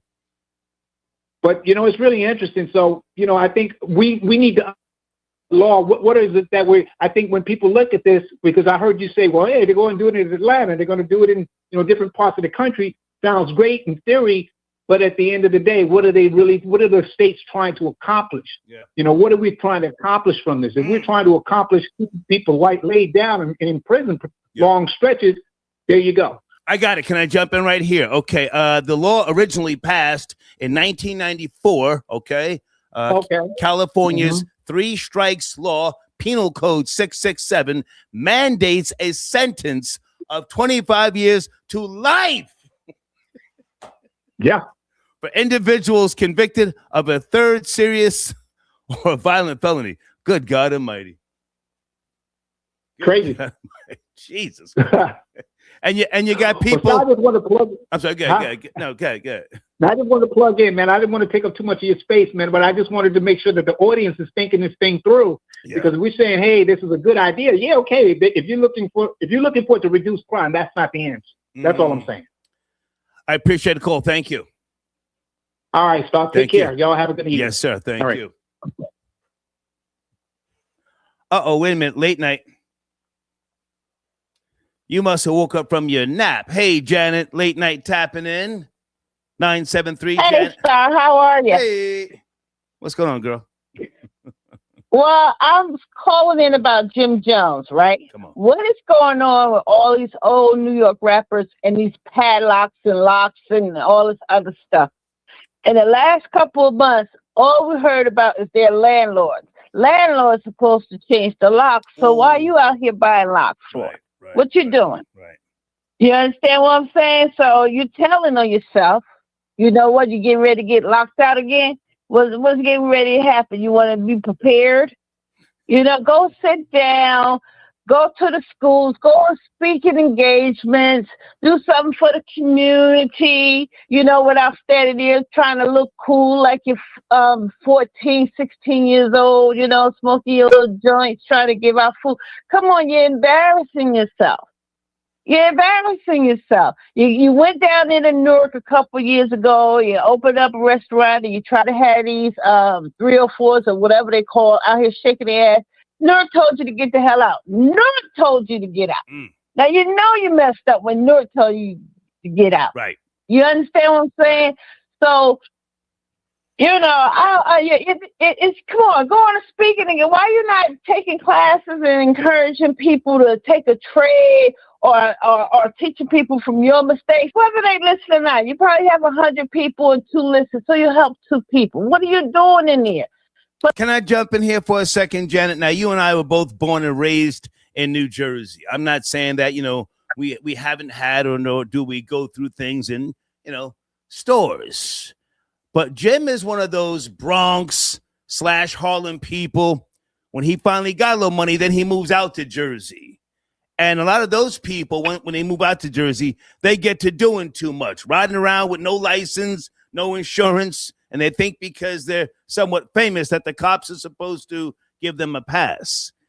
Jersey police, hang on. Jersey police and especially Jersey State Police don't give a goddamn about who you are, whether you're an athlete or entertainer, right or wrong. No, they don't care. They don't care. We don't care over here in New Jersey. Everybody's the same. That's right. Only difference is you can pay for a lawyer. And if you join like one of them law firm things, because I keep a lawyer on retainer because I joined one of them group law team things. Okay. Yeah, you pay a little money every month. Something happened, you just call up a lawyer. Right. That's it. Right. You're done. Right. But my whole thing is he's too old to be sitting up there telling somebody who look like he's half his age, oh, you're going to be viral. Right. You're going to be viral. If I was that guy, I'd be like, okay, the next day I'll be having some paperwork on your forehead because you embarrassed me in my professional manner. Right. We don't have no, No, yeah, I'm listening. We don't have no proof. We don't have no proof that this store manager said that to you. Right. Now, I understand some people can come at you sideways and you get a little upset. But this young man is half your age. Yeah. Yeah. You understand what I'm saying? He ain't in there buying padlocks and locks, changing doors and whatever. Last time, like we say, everybody on the news, you got landlord locking you out. So we already know the deal. You know, and then the second thing, let's go to this Magna Stallion thing, right? Yeah. Oh, he wanted to cheat. You're not married. You can't cheat unless you're married. All this, we're gonna shake hands. Let's go, Janet. Tell him again. Tell him again. Tell him You again. can't cheat unless you're married. You're single until you get married. Oh, we made a commitment. Take your commitment down to the damn courthouse. Right. All right? Take your commitment down there. Now you done set up in here and all these years you walking around talking about wop and shaking my butt and doing all this other stuff. Good. Woman empowerment. Right. But you know, you're proud of your body. Great. Until I put a ring on it, I'm just renting the coochie. I'm just renting the coochie. That's all. Sometimes men just get tired of fucking. Sometimes men just get tired of messing around in the same stuff. Janet, your phone's going in and out. New. Your phone's going in and out. Say again. Say again. Well, I'm just saying. Sometimes men get tired of effing the same twat as they say. And women get tired. Women get tired too. To be fair, women get tired. Yeah. Yeah. Get tired. What you Get do? tired. You know. At least you're honest, but you know, man. Janet, your phone's going in and out. Janet, your phone's going in and out. Hello? Janet, I think her battery must have died. Okay. To be fair, you know, I've had girls get tired of me. You know, Troy, you climb on top of me. You're on top of me for less than 5 minutes. You get off and then you roll over and tell me to finish myself off. That's not affection. What did they say? That's not foreplay.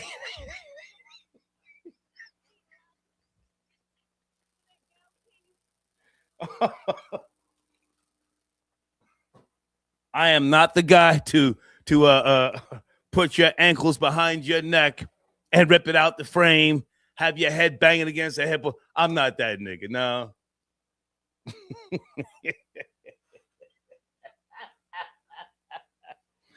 I am not the guy to help you find your G-spot. So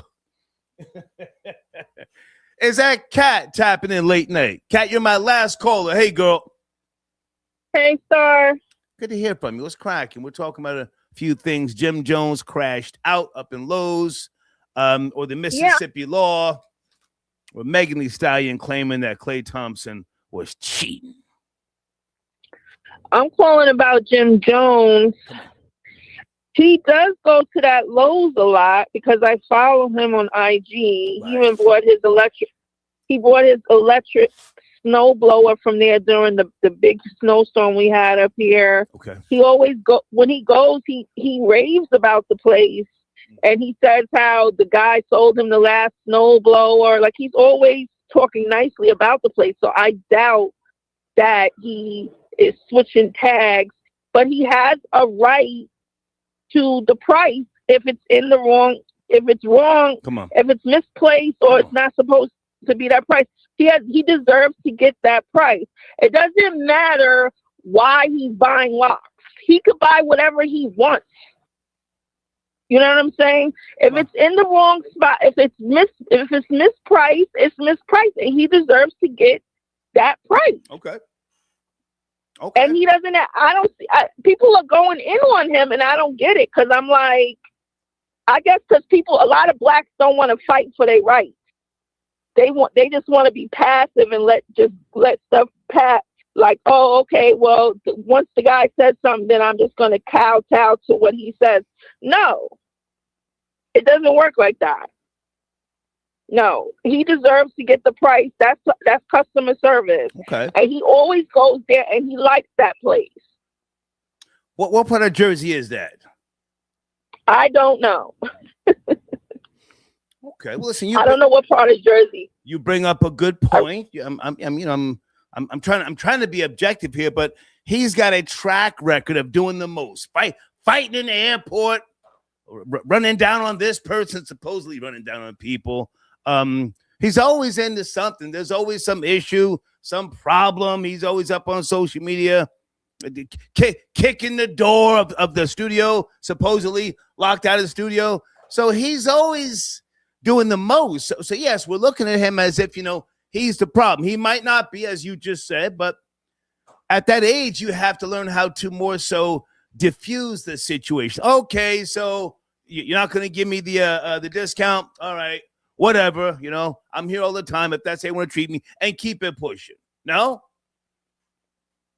I mean, that's up to him if he wants to do it. It's not up to us to tell him, oh, you shouldn't be acting like that. You're too old for all this stupid. Like, no, he has a right to fight for it, especially if the guy's being dismissive to him and trying to pretend like trying to imply that he's changing the prices or doing something illegal. Okay. He has a right to defend himself. Go ahead. I definitely would be defending myself.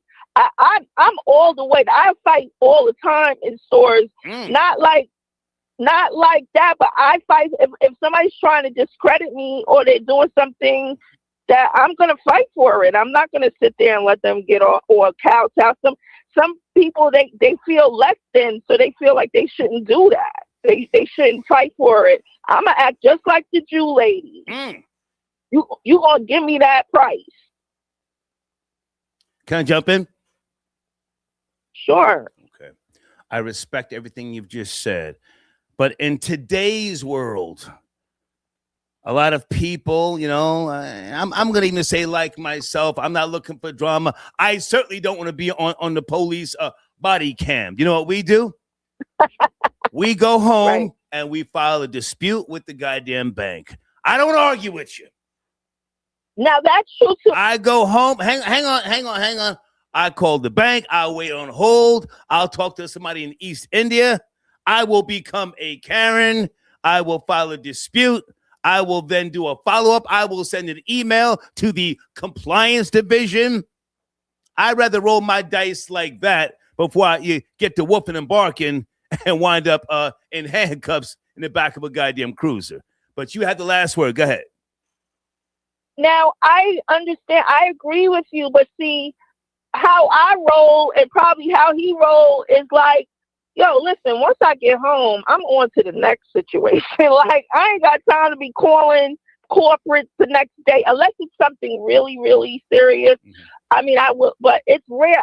I'm on to the next. Like, I don't got time to be pursuing all of that. And but he could do that, but still he needs to have, he recorded everything, which was good, so that he could show corporate what was going on.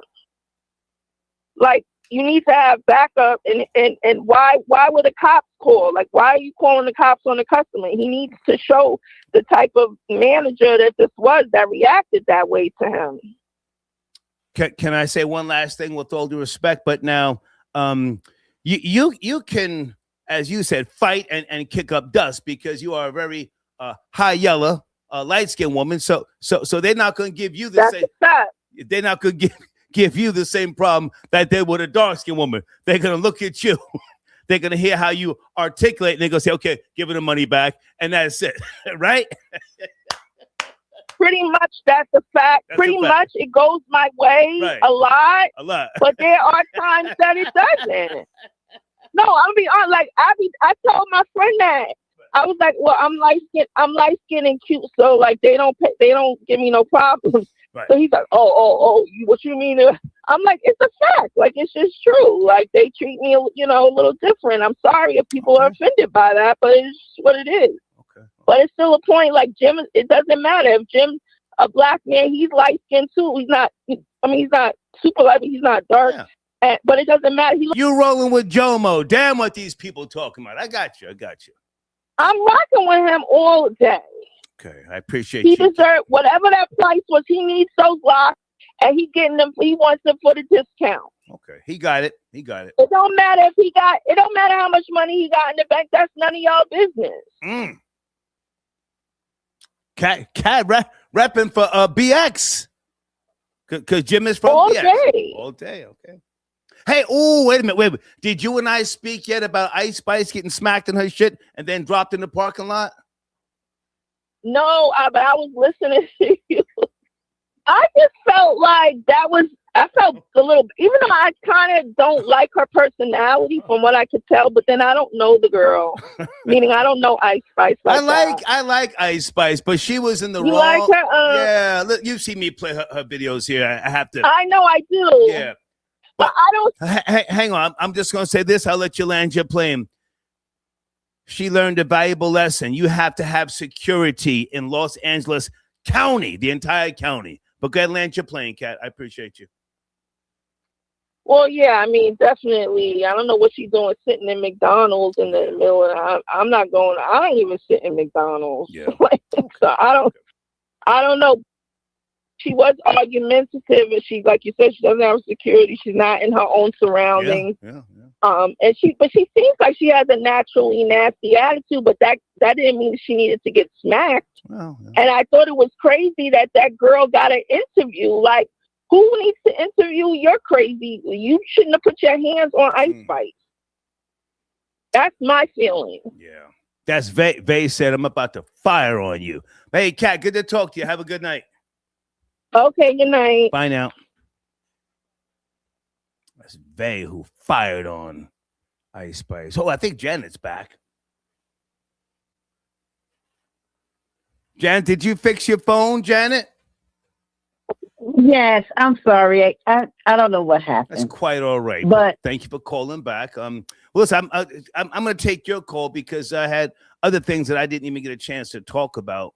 Where do you want to start, Janet? Go ahead. We'll finish up. Well, first of all, okay, if a man is too old to be in there arguing over some locks and stuff, and you're right, I go home, I call the corporate office of any department store, and they usually send me a nice gift card. Come on. I usually get one of them nice gift cards, for like $25, $50. It'd be nice. Yeah. You know what I'm saying? So, so I like that because I think that's better and I come off better, And with this Megan thing, everybody like, but they forgetting all about Tory and stuff, Janet, can we not do Megan the Stallion and Tory Lanez? Please don't do that tonight. I just ask. You're right. You're right. Thompson. Right. Only thing I want to say is to women, if you're not married to this man, he ain't cheating. Come on. And on the other side of that, you ain't cheating either. There you go. It's point blank. Everybody walk around. It's my man. I love him. He mine and mine, right? Something happened to him, God forbid. He going to the hospital. His actual wife or his next of kin say, you ain't coming up here. That's right. And I don't care how many times you don't lay down and spread eagle and all this other stuff. It's just the real, keep it real to yourself. Okay. So that's the only thing I wanted to talk about. I appreciate you, Janet. Oh.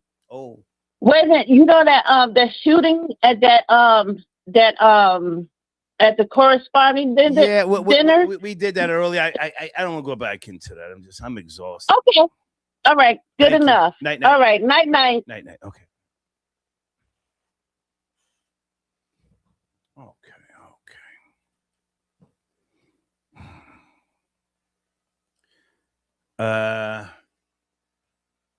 Yo. I'm not going to put that on the screen. I like Candace Owens. What's with this Time magazine cover? Did the president repost that? You guys know what I'm talking about? I'm not going to do that to Candace. I got a picture of Candace Owens on a Time magazine in a headscarf. Talking about vile person of the year. Damn, that nigga's a troll. Whoa, who's calling back here? Hey man, you're not calling in to take shots at other callers. We're not doing that. Not doing that. It's 1:15 in the morning. Yes, sir. And all I can hear is a mammy saying night. Night. Number 9. Hey, Where's her? hey, she's not on the line. Do you want to address the topics? Where's her caregiver? Hey, man, we'll talk tomorrow. We'll talk tomorrow. Okay, take care. Okay. Gene Richmond. Oh, wait a minute. Whoa. You call back? You want to talk to him, or should I leave it alone? No, I want to talk to him because every time I call, he call back like a jealous bitch. Oh, wait. So yeah, I want to talk to him. Okay. What's going on, number 9? How come every time I call, you call back and try to summon me with your witchcraft, with your Haitian voodoo? Hold on a second. Gene Richmond, Janet. Janet wants to talk to you. She said call back in. Okay. It's about to be up and stuck. Okay, Janet, he's calling back in. You okay otherwise? Oh, yeah, I'm good. I just, I got that old woman napping. Got you. Yeah, I got one and I'm earlier too. And I'm retired. Right. You got time. I got all the time in the world. I ain't got nothing but time. Okay, here we go. Can we do one at a time, please? Gene Richmond, you called in, talking a little greasy. There's Janet. Is this Janet from another planet? Janet from another planet. If you want to say, if you want to say that, go ahead. Janet Dillon, yes.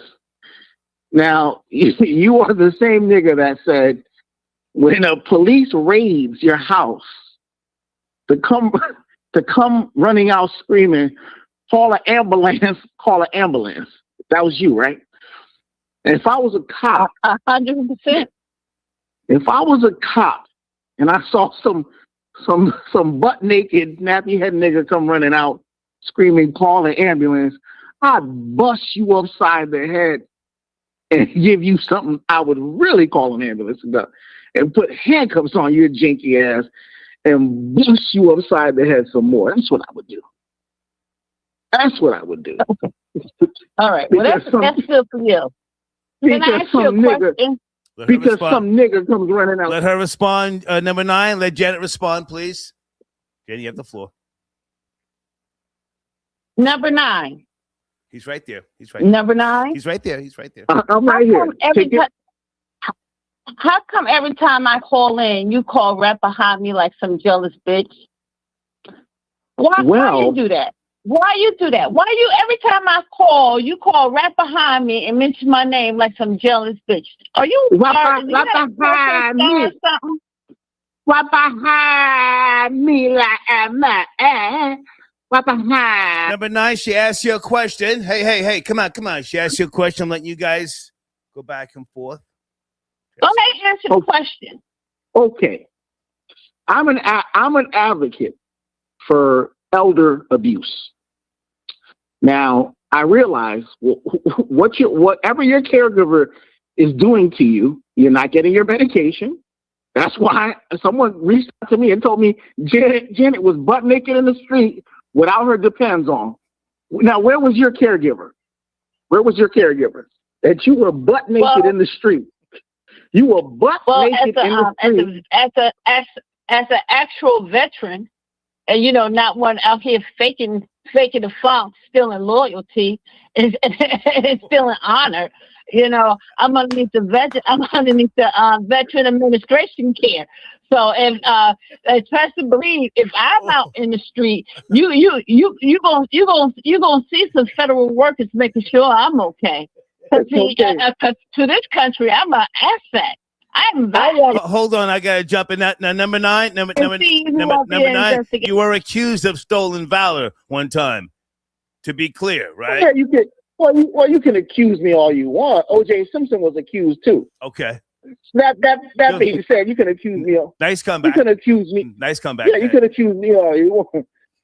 I'm just confused that this old nigger says that they have the Epstein files and they come running out when the police coming out. You're just a confused, sick, nappy head, jigaboo nigress, and that's all. I'm just worried about your well-being. That's all. Is your caregiver abusing you? Is your caregiver not giving you your medication with your jinky self?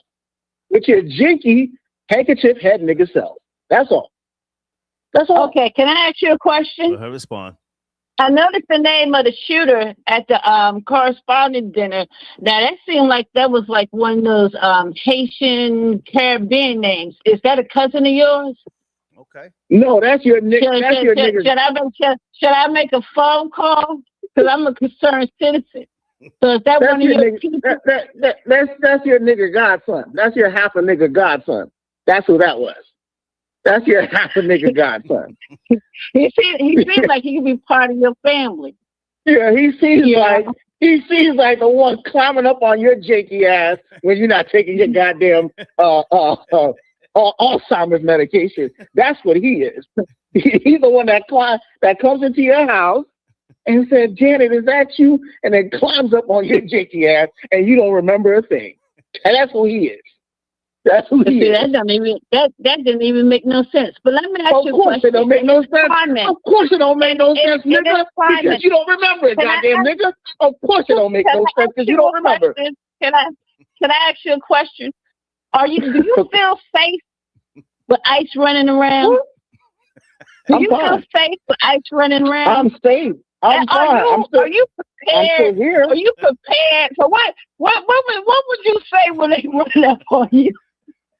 You know what I would say? Call an ambulance. Call an ambulance. Butt naked. I run out and say, call an ambulance. You better take your advice here. Guys, I gotta shut this down. Are we done? Guys, I gotta shut this down. I take your advice. You jigaboo. No, watch out for take your advice. Call an ambulance. Watch out for ice. I call it that ass. What you gonna do about ass? I'm gonna get you. What you gonna do about ass? What you gonna do about ass? Okay, you guys have a great night. We'll talk tomorrow. What you gonna do? What you gonna do with your? Take care. Good night. With your jiggle? Okay.